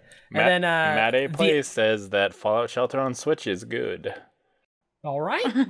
The more That you seems know. odd. Is it touchscreen? I would imagine. I don't see why it wouldn't be. It But should be. it's, I mean, I was like, well, what's the distinction between that on your phone, because it's been on phone forever, and Yeah. Switch, and it's a bigger screen, so I could totally see why that would be more fun. Yeah, I guess. So And then they talked about the Elder Scrolls Blades, which, as it's like a mobile game, but I'm interested in it because it's extremely ambitious. Like the way he talked about it and the way they want to do it sounds very interesting. I will have to see how that pans out. But basically, it's like a mobile Elder Scrolls game, like full-on Elder Scrolls game, he said, where there's regular dungeons and there's like procedural dungeons, and he wants to have it on the phone, on every type of phone, but also on PC and also on VR and PS4 and Xbox. He wants it basically on everything and them all to be working with each other. And I was like, all right. yeah, Interesting. I was kind of confused. Like, does this game have multiplayer? Like, it seemed like it was kind of a single player thing. But I guess I would imagine. yeah, the way he described it, like, oh, you could be in your office playing on your phone, and Jimmy Bob down at the frescoes Good old playing Jimmy Bob. on his VR. Yeah. Good old Jimmy Bob. And then they showed off Starfield, which basically Starfield and the Elder Scrolls 6, they did little short teasers that were literally like Starfield was like a planet, and then Starfield. And then Elder Scrolls 6 was like a medieval fantasy looking city, and then the Elder Scrolls 6. So they're working on them, and that's basically what they want to say. The next day, Square Enix. This one's going to be real short. Shadow of the Tomb Raider, Final Fantasy XIV, Stormblood. Shadow of the Tomb Raider showed off some more stealth mechanics. If it's more of Rise, I'll be happy, because Rise is very good. Under the Moonlight patch, which is a patch they're doing there. They explain more about Life is Strange Captain Spirit. Dragon Quest XI, Echoes of an Elusive Age, September 4th. That's coming out. Babylon's Fall, which is a new IP by Platinum. It was a very short little trailer, like, couldn't really tell anything, but I'm interested because Platinum. Then they talked about Nier again for Xbox. Project Octopath Traveler coming out July 13th. Just Cause 4, they talked about the new destruction and the new weather systems. The Quiet Man, which had a real weird trailer because it was live action and then it like fused into gameplay. It was weird. More to come about that in August. And then Kingdom Hearts 3. And their thing was 30 minutes. And that was it. It was very weird. They shouldn't have had a press conference, is what I'm saying. Any of that? You guys interested in any of those games? I'm just mad that Kingdom Hearts is pushed in 2019. Yeah. I get why. We haven't talked I'm about mad that about yet. it. Because Yeah. Darian and a lot of Kingdom Hearts fans were so sure of 2018. I mean, they said hey, 2018. reason to be. 2018. Yeah, but like... They did say that, but like, Yeah. It's just been so long, you know?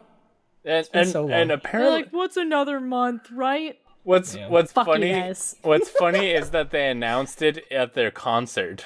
Like, Yeah, Yeah. they were like, I kind of we're just expected gonna- that because they did that We're just gonna. last year. They did something with it. They were like, well, we're probably gonna get a lot of flack for this, so let's try to keep it on the down low. Let's do it at the concert instead of at a yeah, conference. and then like it came out from people who were at the concert who tweeted it out. Yeah. And then they were like, yeah, that guy's right. It is 2019. Yeah. Wow. When Bryce first put that in the Discord, I was gonna be like, I haven't seen a source yet. I haven't seen an official tweet about it. Fuck that. I'm not gonna believe it. So I like looked it up before I typed out my response, and I found a whole interview, and I was like, fuck.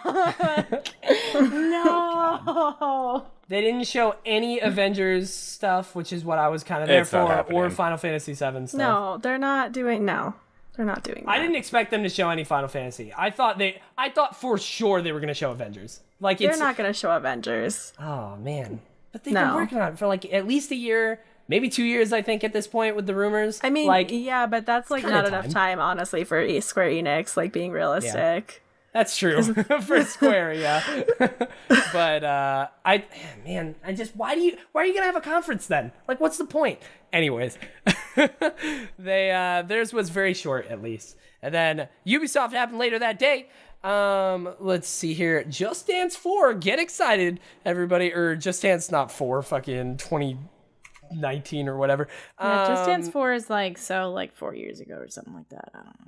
And then Beyond Good and Evil 2, which had a cool trailer.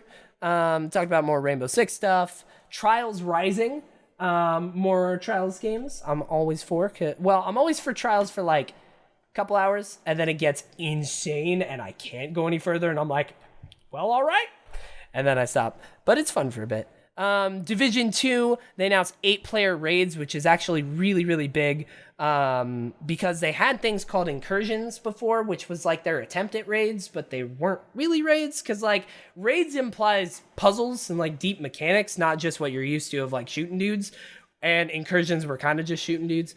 From my understanding, I haven't done an incursion. Let's see here, and then 3 DLCs throughout the year, which is basically what Destiny's doing, and then they are all free. And I wrote in my notes, get dunked on, Bungie, because they are going to get lots of flack for that. Because, God. And then Donkey Kong Adventure Mario Rabbids DLC, June 26th. That music section was actually pretty cool, and I'm down with it. And then Skull and Bones, not really much new there, just way too long of a demo. Transference, the Elijah Woods VR and traditional platforms. Horror game, not about that either, because I'm a real wimp. And then Starlink with Star Fox. That's pretty cool. That was pretty awesome. There were rumors about them dropping the Toys to Life part of that game and just having it as a game. But no, they have the toys in it. And there's specifically a Star Fox one, which is pretty awesome. I don't think I've ever even played a Star Fox game, but I'm like, that's awesome. That's really cool. And then For Honor, they talked about a new faction coming, because right now I believe it's Samurai, Vikings, and Knights, or medieval knights. And then they talked about, what was it? I can't remember. Oh no, it was just Chinese warriors. And then a thing coming out with that. I think that's all October 16th. And then they also said June 11th through 18th, grab it on Uplay. You can get the starter edition of the game for free, which is cool.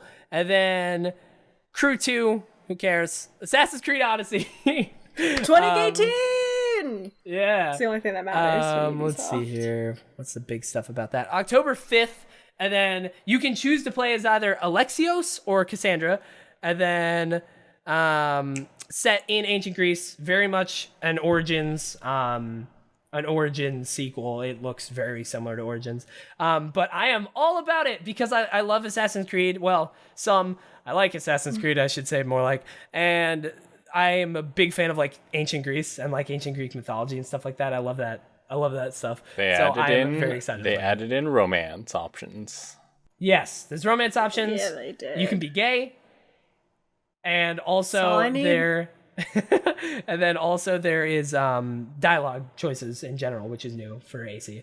So I'm excited about that. And then last conference of E3 was the Sony conference, which I was worried about because they came out saying that it was going to be a deep dive on Last of Us Part 2, Death Stranding, Spider-Man, and Ghost of Tsushima, which it was, but they also had other stuff. It was also still a Sony conference. And then let's see here. They started with the Last of Us Part 2 demo, which I've heard a lot of people being like the whole reveal where they're in that barn for the actual venue is that barn with the lights, and then it goes to gameplay and it's the barn. When that happened, I was like, whoa, that's so cool. But I've heard a lot of people be like, it hurts the pacing, and I don't really like that because they had to then move everyone to another venue. But I thought it was awesome. I have not seen. I've seen the picture of the kiss because that just keeps getting posted all over Twitter, but I have not seen any of the actual trailer or anything. Oh yeah, there's also a gay kiss there.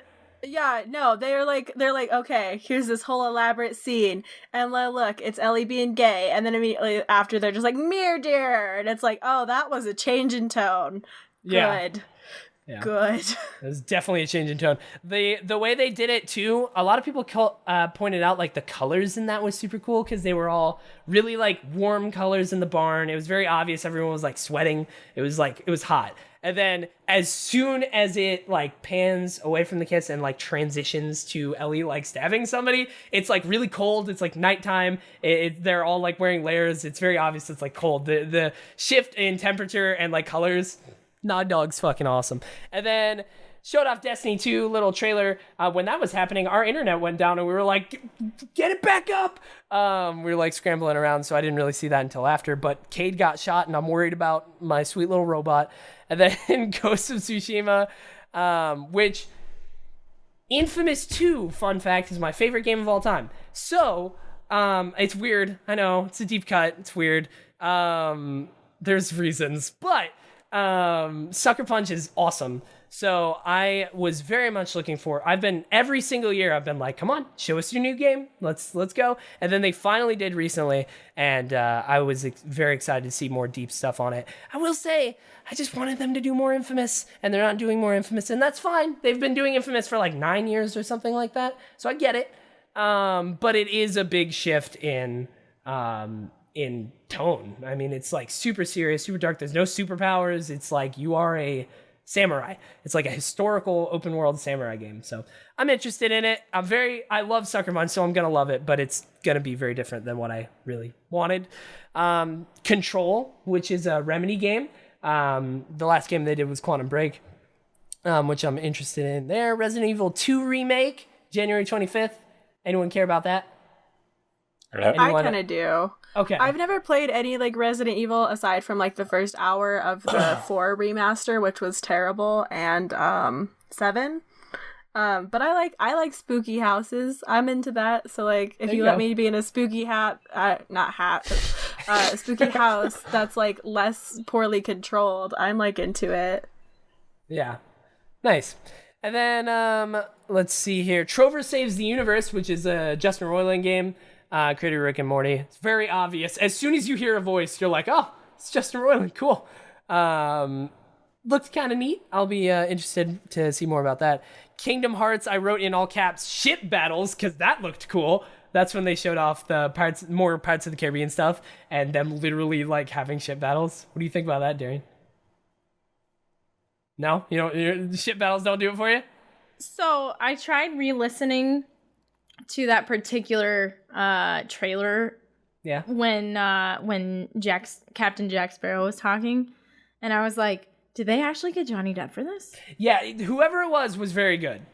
Because in the first time they had Pirates of the Caribbean in Kingdom Hearts 2, it was very bad. It was like, that is very much not Johnny Depp. But I had to like re-listen like several times, and I'm half convinced that it is Johnny Depp. I bet that's on IMDb. I mean, the rest of them, they're like imitating. Like the rest of them are other actors imitating the others.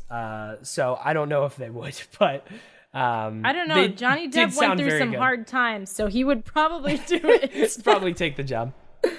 But yeah.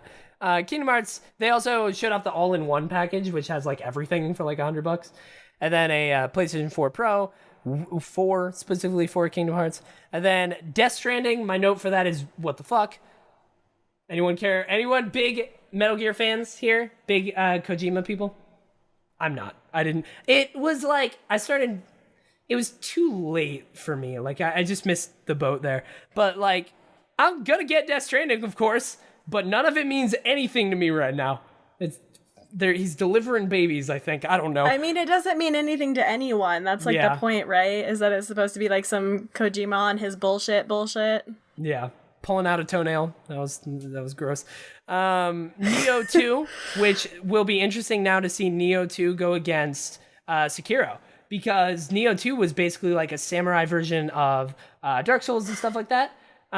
So they were imitating FromSoft to make a Japanese version, and now FromSoft is making a Japanese version, and it's coming out alongside the sequel to the one that was imitating. So that'll be interesting. Spider-Man, oh my god, give it to me now! And then Decine, or whatever, however you say that, a From Software VR game, which is interesting.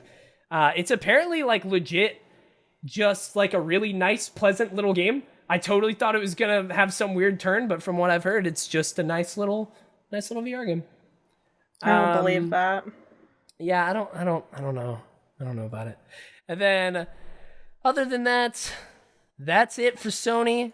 And then Devolver did a conference, which was awesome. Nintendo was the next day. Do you want to talk about your big things on Nintendo, Darian? I can. Sure. Nintendo, So- I didn't watch as thoroughly. I also didn't take any notes. And a lot of it was just Smash. Yeah, most of it was Smash Ultimate and how all of the previously available playing characters are going to be available, which is, it's cool. It's really exciting for people who are into the older versions of the game, like the, Melee and things like that, and didn't have the same characters. And Gotta have young in Link 4, and but- Pichu and all them back. Yeah, so that'll be fun. So Smash Bros. Ultimate, lots of info on that. Xenoblade Chronicles 2 DLC. Kind of exciting. I'm really excited for Pokemon Let's Go Pikachu and Eevee, but we've kind of already gone into a lot of details about that. The most prominent thing for that is the legendary Pokemon Mew is packaged exclusively with every Pokeball Plus, and Mew's not going to be transferable. Like, it's just going to... And I don't think it's available in Let's Go Eevee or Pikachu, like, naturally. Like, you have to buy the Pokemon Go Plus ball to get, the Pokeball Plus to get Mew. I think I read that somewhere. Yeah. And people are kind of pissed about it because they're thinking about, like, making that an option for a while and then taking it away in the future. So that's a bit of a questionable thing. I'm also very excited for Super Mario Party for the Switch. Oh, yeah. Because Mario Party is probably one of my favorite games of all time, TBH. Nice. And Super Mario Party, I'm excited to see what they do with that. Because the 9 and 10 for the Mario Parties were kind of depressing. I've heard people really hated them. They introduced the fucking car, and it just it's just so convoluted and bullshit. Like, it's like, why? It's dumb. It detracts from the overall gameplay, I feel. So I don't know. I'm excited for what they're gonna do with it. I'm hoping that they're gonna fix their formula for this one. Fortnite Battle Royale on the Switch was announced. Obviously, we kind of already went through that. And Fire Emblem Three Houses was revealed. I'm not a Fire Emblem fan, but I know that's a huge game. Fire Emblem's awesome. I played one Fire Emblem on the 3DS for the first time and played it for like 20 hours, and I really enjoyed it. But it's pretty deep and can get pretty difficult, and it's like strategy. So I remember at one point a new battle started, and like it zoomed out, and I looked at the whole thing, and I immediately just got a headache. I'm like, I can't do this. Oh. So I stopped because I am not a smart boy. But it's fun. I am definitely gonna try the new one. So there wasn't more Bayonetta news, honestly. Yeah. Like, where are my Bayonetta 3 deets? Where's my trailer? It's trash. I watched about 5 seconds. They did an extended playing of Pokemon Let's Go. And I watched one thing that I thought was interesting. Apparently when you catch Pokemon with the little throw and ball thing, that also gives experience to the Pokemon in your team. So I was wondering how does it all work? And apparently just catching Pokemon will help, because usually you're getting experience from battling them and catching them and stuff. So it does, doing all the things will level up your Pokemon. Yeah. Neat. I need to watch the whole extended thing to learn more, but I was just I was in a massage chair. I was like, oh, I want to look at stuff about Pokemon Let's Go because I was talking to my friend about it, and then clicked on the one thing and I was like, oh, they just caught a Pokemon. Oh, their team's leveling up. Oh, that's cool. And then that's clicked away because I was in a massage chair. All right, so anything else big on the Nintendo conference? Well, they also announced Daemon X Machina, which is a game about giant mechs, and also Octopath Traveler. It's still coming. It's coming. And that's apparently its name still. Yeah, Jesus. Okay, the big things I want to say about Nintendo, Overcooked 2, oh my god. Because Overcooked is awesome, and I'm very excited about Overcooked 2. They also didn't have online co-op for the first Overcooked, so yeah, let's go. And then also Killer Queen Black, which is apparently an arcade game that a lot of people really, really love, and that's coming to the Switch. And those are the two. What else here? Splatoon 2 Octo expansion. Talked about that for a bit. that's the big one. Paladins is out on the Switch, which is pretty neat. Wolfenstein 2, the new Colossus, come June 29th. Mario Tennis, June 22nd. Bunch of cool stuff, and then they spent forever on Smash Bros. Ultimate. So that's basically E3 2018. I ran through basically all of it, but I want to know, like, what is we'll move on and close the show out real soon, but, like, basically I ran through all of it and barely got opinions. So, like, what is everybody's favorite thing from E3? Hold up. This brings us to the topic of the show. All right. Nice. Last time, we asked you to tell us what the biggest surprises for E3 was for you and what you're most excited about. We got one answer. Caitlin, can you tell me what the answer was? Oh, no, I wasn't prepared. Darian, can you tell me what the answer was? Sarah said RE2, no question. Nice. I don't know what that is. Can you tell me? Resident Evil 2 remaster. Oh, okay. Sony conference, I think. Yeah. What about you, Darian? What's your answers to the questions? What the biggest surprise for E3 was and what you're most excited about. I'm most excited for Pokemon Let's Go, Eevee and Pikachu, and Super Mario Party. Probably similar excitability there. Okay. What about you, Teddy? Me? I would say probably, oh my god, biggest surprise, Cyberpunk. Just because, like, the way it showed up, it got me. I was very excited. Other than that, thing I'm most excited about, either Spider-Man or, oh man, Spider-Man. I'm just going to throw out Spider-Man, Ghosts, Last of Us, Overcooked 2, all those things. But I'll say Spider-Man. What about you, Caitlin? I think biggest surprise was more the timing of Assassin's Creed Odyssey's announcing that they were going to have, like, the romance and dialogue, like, directly after Anthem was like, no, we're getting rid of all of that. Like, that specifically was the surprise for me. And then I guess most excited, it's probably a tie between, no, I'm more excited for Spider-Punk, but I am stoked for Spider-Man as well. Did you just say Spider-Punk? Yes, I might have. I really might have. It's just both of them. That counts. That would be a cool game. I'd play that. Spider-Punk. No, I think I'm more excited for Cyberpunk, but I'm also hyped for Spider-Man. Yeah. Cyberpunk's more far off, so it's harder to, like, Spider-Man's just so soon. So my excitement is high. I've just gotten into, like, Cyberpunk as a genre within the past couple months. Yeah. So now I'm like, oh my god, I could play it and I could do the things and that would be really neat. Versus, like, Spider-Man, I'm like, I mean, yeah, like, I'm gonna be super stoked when I have it, but I'm not, like, in a really deep Spider-Man hole right now. Yeah. I think I only recently, when Blade Runner 2049 came out, I watched that and I saw the first Blade Runner for the first time. So, like, if I hadn't have seen those, I wouldn't be nearly as excited. But the Blade Runner fucking aesthetic is so cool. Bryce. I think the Spider-Man trailer, the story that they've got going on, really has got me hyped for it. Oh, yeah, dude.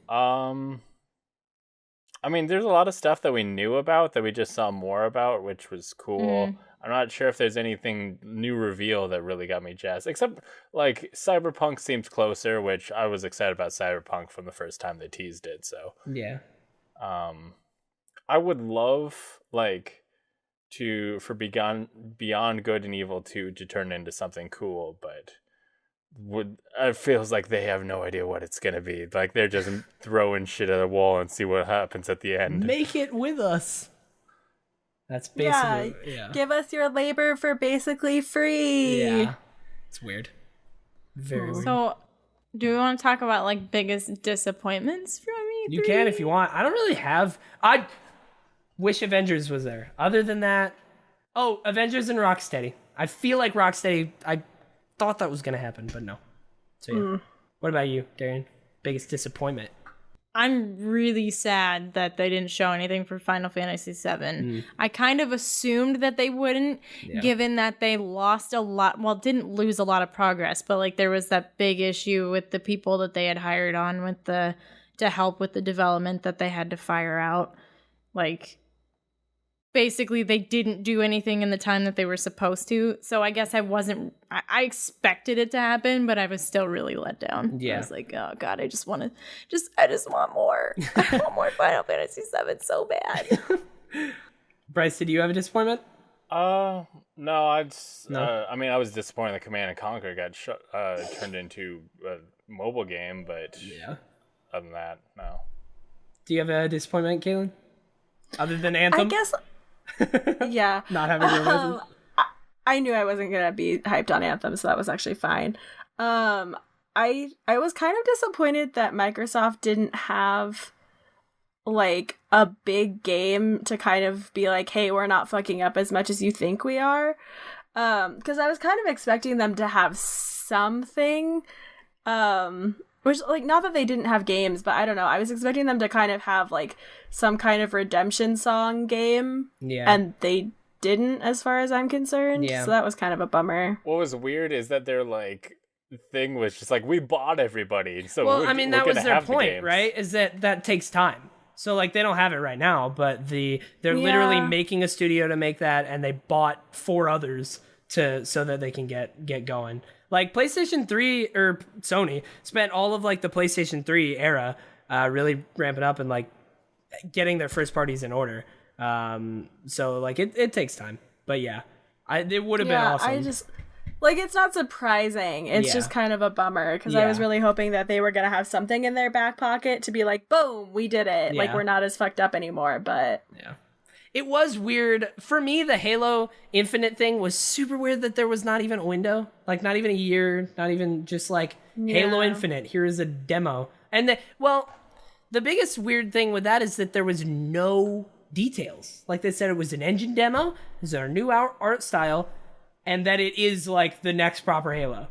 But, like, they said all that later in, like, interviews. They didn't say, I don't know. It was weird. It was odd to me. But, yeah.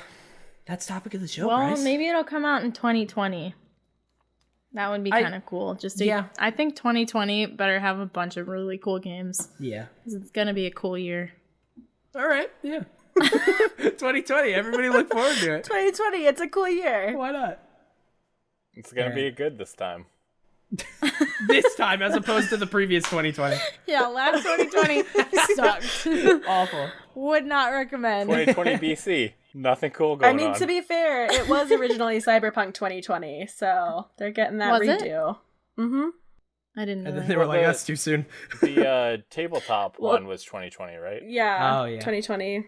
Yeah, because it's based off a pen and paper RPG and like dungeons, Dungeons. Yeah, there's been a lot of versions of Cyberpunk, but yeah, Cyberpunk 2020. So now it'll be better, hopefully. Next time we will be talking about how do you feel about Beyond Good and Evil asking people to help them make things for the game using hit record. How do you feel? Oh, damn, I should have been on that episode. How do you feel about creatives having to compete for a chance to get paid from a huge game studio? Send us your responses at readysetgamecast.com/submit and select topic of the show. And we'll read them next time. But if you want to be a part of the show in a different way, go to readysetgamecast.com/submit to submit a question, comment, or your favorite elemental monster from Dungeons and Dragons. Oh, no. Okay. Elemental monster from Dungeons and Dragons. Darian, can you take us through the questions? Yes. All right. Alex Van Aken asks, Oh, that Vampire looks pretty interesting to me. I've been craving a tone similar to The Order 1886, but in a different genre. Did Don't Nod nail it? Where does the story land for you? Should I play it this year or wait? This is for Caitlin, if that's not clear. Specifically for Caitlin. If that's not clear. It has a similar tone to The Order, but like not as serious. Like The Order takes itself seriously, and like not that Vampire doesn't take itself seriously, but like it's like Don't Nod. They made like their last big game was like fucking over the top like high school magical bullshit. So like, you know, they're not nailing the Order tone exactly, but I think it's fun. I think it's entertaining. I don't know a ton about the story yet because I'm only like 2 hours in, but I would say play it if you like goofy bullshit, which like I do. And a lot of the vampire powers seem like they're going to be neat once I have murdered many more men. So yeah. You eat those boys. I will. Eat those boys. Tell them what's up. Show Eat those them boys. who's boss. Eat them boys 2018. All right. Sorry, I had to stretch. Boba Hotep asks, also for Caitlin, hey Caitlin, what are your overall feelings about this year's E3, and what are you most looking forward coming out of it? Hello. I didn't love this E3, but I've been kind of disconnected from AAA gaming for a hot minute.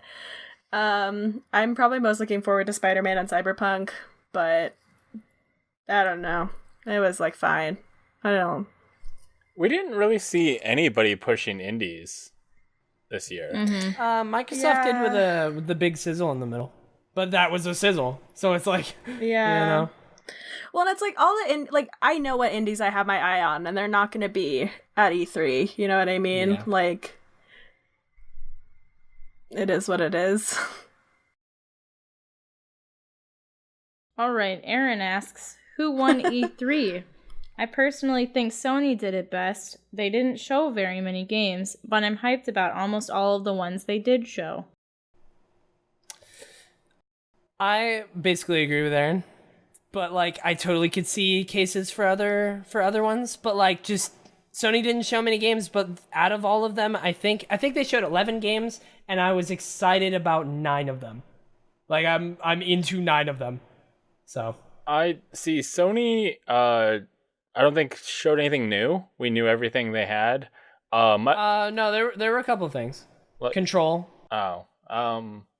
But What else? Microsoft had the most surprises. I came out of Sure. Microsoft going like, "Oh, that's unexpected." I feel like excited, or just the unexpectedness of the new announcements and stuff, even though they're far off, makes me feel better about the Microsoft stuff than the Sony stuff. Just because it's like Sony is like, "Oh, I get a better look of something I already excited about." What was your favorite part, Darren? Or whatever. Who won? I was actually pretty disconnected from E3 because I got real confused and I stopped paying attention. Nintendo? Is it Nintendo? Nintendo was good. There you go. I like Nintendo. Caitlin. They have the funny characters with the plumbers. They got good plumber boys. Yeah. I like the M boy, but sometimes the W boy shows up, and that's scary. Damn it. That's scary. No, Nintendo can't win because they nerfed Snake's ass. So There you go. Can't win. Somebody had Can't to bring win. it up.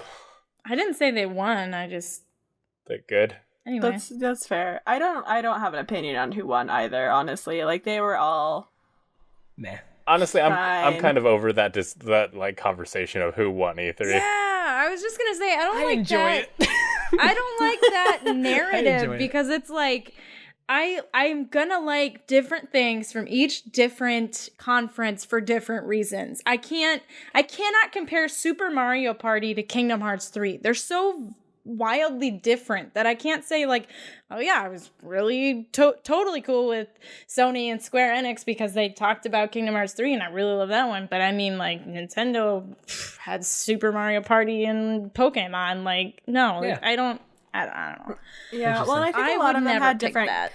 I mean, they had different goals too, right? Like Sony was just being like, "Here's more looking at what you already know you want," and then Microsoft is trying to be like, "Hey, here's what we have in store for you in like 3 years." So. Yeah.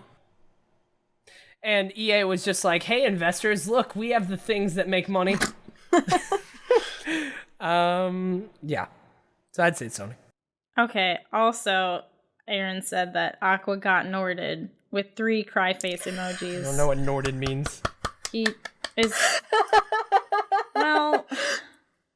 I know what it love means, this Oh, but it's a I meme. don't... So There's much. literally a page called Aqua It's Got Norded so on knowyourmeme.com. Yeah, There's because... a very good video of a guy just like, like it was casual Kingdom Hearts fan versus like hardcore fan, and like casual was just like, oh, Frozen's gonna be in Kingdom Hearts, that's really fun. And then a guy bursts in the room going, Aqua got Norded. It's like, what? Aqua got Norded. It's What so the fuck does good. Norden mean? I mean, Xehanort. okay, so the chat's freaking out because like it isn't a meme, but like it became a meme very quickly. So it is a Interesting. reality though. She got fucking Norded, and I'm a little bit sad about it because Aqua's my BB. A lot of people seem to like Aqua. I've not played her. I've played. Aqua's the only worth a damn female character in that fucking franchise. First of all, oh, Darian got very mad. Darian got very mad. Darian didn't like that. Minnie Mouse is a strong, independent lady who is. Yeah. She is the queen of that kingdom, and she is going to come out and defeat all of the darkness out. Oh my god. Wait, so who are you contesting is actually worth a damn then, Darian? I guess, I mean, I've really only played Kingdom Hearts 1, Kingdom Hearts Rechain of Memories, and Kingdom Hearts 2. So I'm not, like, attached to Aqua yet. Like, I know that she's a character to love, but, like, I haven't played her story yet. I haven't played any, like, I played a tiny little bit of that game and haven't revisited it yet. Oh, well, it's the best one, so. So, I mean, like, Kyrie's my bae. They just make her useless constantly. They're like actively not trying to her make her fault. useless. She's It's not her trying. fault, but it doesn't make her good. She's trying. She was like, trying. I ain't sitting back, bitch. And she got a Keyblade, and she was like, let's go. Like, it's not her fault that they're like, you're a background character. You can't do that, Kyrie. All right, that's not Kyrie's fault, okay? Welcome to Darian and my new Kingdom Hearts podcast. Yeah. Who is best girl? out of what, the three of them? Like, fuck. Yeah. There's like 4, okay? We got I mean, not Kyrie. anymore, because you murder half of them in fucking Chain of Memories. Larxene comes back. I mean, she's in the trailer for the new game. She's back, baby. She's back, baby. We got all those. Oh my god. That's the name of our Kingdom Hearts podcast. It's just she's back, baby. Got any other questions? Yes. Zyger said, why is Caitlin so awesome and amazing? Tell her I said hi. God damn it, Zyger. He says hi as Get- well, in case you missed Get. Oh, thank you. Get out of here with your fucking affection, you sweet boy. Sick of you. There you go. What And else did Zyger say? said, what are your God guys' damn it. favorite female-led D&D podcasts and why? Kappa. God, he's just setting me up. Darian. It should be Slay, which is mine. There you go. Okay. Actually, let me- I haven't known. I haven't started listening to Slay yet. I have all of them downloaded. Okay. Same. I'm ready to listen to them. I don't open again until tomorrow morning, so I guess that's when I'll be listening to them. Oh, I'm excited. What did Michael ask, Darian? Michael, my good friend Poke Warrior 115 says, what are each of you most hyped about from what you saw at E3, which is Basically what we've already done. Yes. question That we've was the already topic covered. of the show. So What am I most hyped about? Final Fantasy VII. I didn't Lol. see it at E3, but I'm the Lol. most hyped about it. It's canceled. feels bad, man. This brings us to housekeeping. That was all the questions. Go to ReadySetGamecast.com for links to the podcast on all your favorite podcast services, including iTunes, Google Play, and Stitcher, as well as the video version on youtube.com/lastgeek. And if you like the show, please subscribe, rate, and review it on iTunes and Stitcher. It helps us grow and become more powerful. Caitlin. What? Oh, No, sorry. you don't have to do it. It's just a thing we do. Oh. I was it took me like 6 months to be like, fine, I'll flex. Okay. I love how ready you were for that. There was no hesitation. You like looked and were like, yo, I'm doing it too. I'm just trying to be part of the culture, man. I just want to be a cool kid. I've been added to the show notes this time because like last time I was just like, hey Alex, you ready? And I don't think he knew what to be ready for. No, I'm ready. I'm ready always for everything. So Yeah, that was about what Alex said too, though. Hey, Alex, you ready? Yes, I'm fucking ready, he said with fake confidence because he had no idea what was coming. Darian, can you tell other Last Geek stuff people should check out? Yes, this is your regular reminder that Game Make Corp has a new episode, and it is, in fact, an E3 conference. It's exclusive to your podcasts, but it's an E3 conference, and it's a quality Game Make Corp. I mean, there is also the YouTube version on youtube.com/lastgeek. But So not necessarily exclusive to podcast. It's exclusive to not actually at E3, okay? It was all secret in the back room. We don't talk about the people they know. Also, there's no guest episode. Just a lot of patriotism. Because it's going to That's be going to almost... be literally gone. you two because I'm not going to be here next week. Yeah, Teddy's gonna be gone. I'll be in San Francisco. So Darian is best podcaster. I don't remember including that, but weird that ended up in the show notes. No, that sounds Weird. right. How did that happen? That sounds super right. That sounds very legitimate. But this is the end of the podcast. Caitlin, can you tell people where they can find you? Oh, I sure can. You can find me personally at CG and 8 R's on Twitter. You can find my website that I do games writing at yourgeekygalpal.com. And you can find Slay, my lady-led tabletop podcast, on ladyslaycast.com and on iTunes and on iTunes and Apple are the same thing. And Google Play and Stitcher. And also I do another podcast through Your Geeky Gal Pal called Adventure Log, which is about video games and the stories we get from them. And that's also on iTunes and I think Google Play. And that's it. Darian. She does way more than all of us combined. I'm working on it. Darian. It's a trap. It's very... I'm at... Each thing is harder and harder. But Darian. I'm at dexterity.com, which will redirect you to twitch.tv/dexterity. I'm also Dexterity on Twitter and Instagram, and you can find me on Facebook, also at Dexterity. DEXTERIDEE. What about Teddy? Twitch.tv/Teddy Chinaris, CHINARIS, and then also twitter.com/Teddy Chinaris. And then check out my YouTube as well, which is not /Teddy Chinaris because I don't have the amount of subscribers or whatever. But just search it in the search bar and it's there. And I've actually been uploading every Monday and Friday an episode to A Way Out Let's Play that me and my best friend Andrew did. And we're on part 4. So yeah, I quite enjoyed that game, and I think it's a fun time. Is it still just 100 subscribers? Yeah, it's 100. I think so.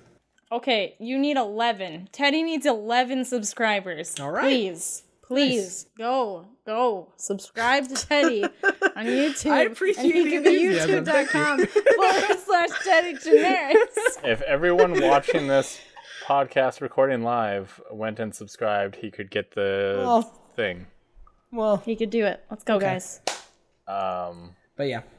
What about you, Bryce? lastgeek.com. I have 100 subscribers, so you can go to youtube.com/lastgeek. Last Geek on Twitter, Last Geek Plays on Twitch, Last Geek Plays on Instagram, which I should post a picture of a puppy on there. I haven't done anything in a while. Puppies? Yep, I'm going to find a puppy. I'm going to It's a good find idea. one, It's going to take be a a picture. random puppy. It's a great The idea. puppy's going to be very scared. Aw, poor puppy. Puppies are scared of photographs. This strange man is going to run up to him with a weird object in his hand. It's not a toy. You cannot bite it. I mean, you can. I have to I pee just won't so be happy bad. about it. Yeah. But that's where all of our stuff is. That is the end of the podcast. Thank you to Caitlin for joining us. Thank you for the co-host for co-hosting, and thank you to all the watchers and listeners for consuming the content. We will see you again in 2 weeks. Goodbye. You'll see me in 4. Bye. Goodbye. Bye.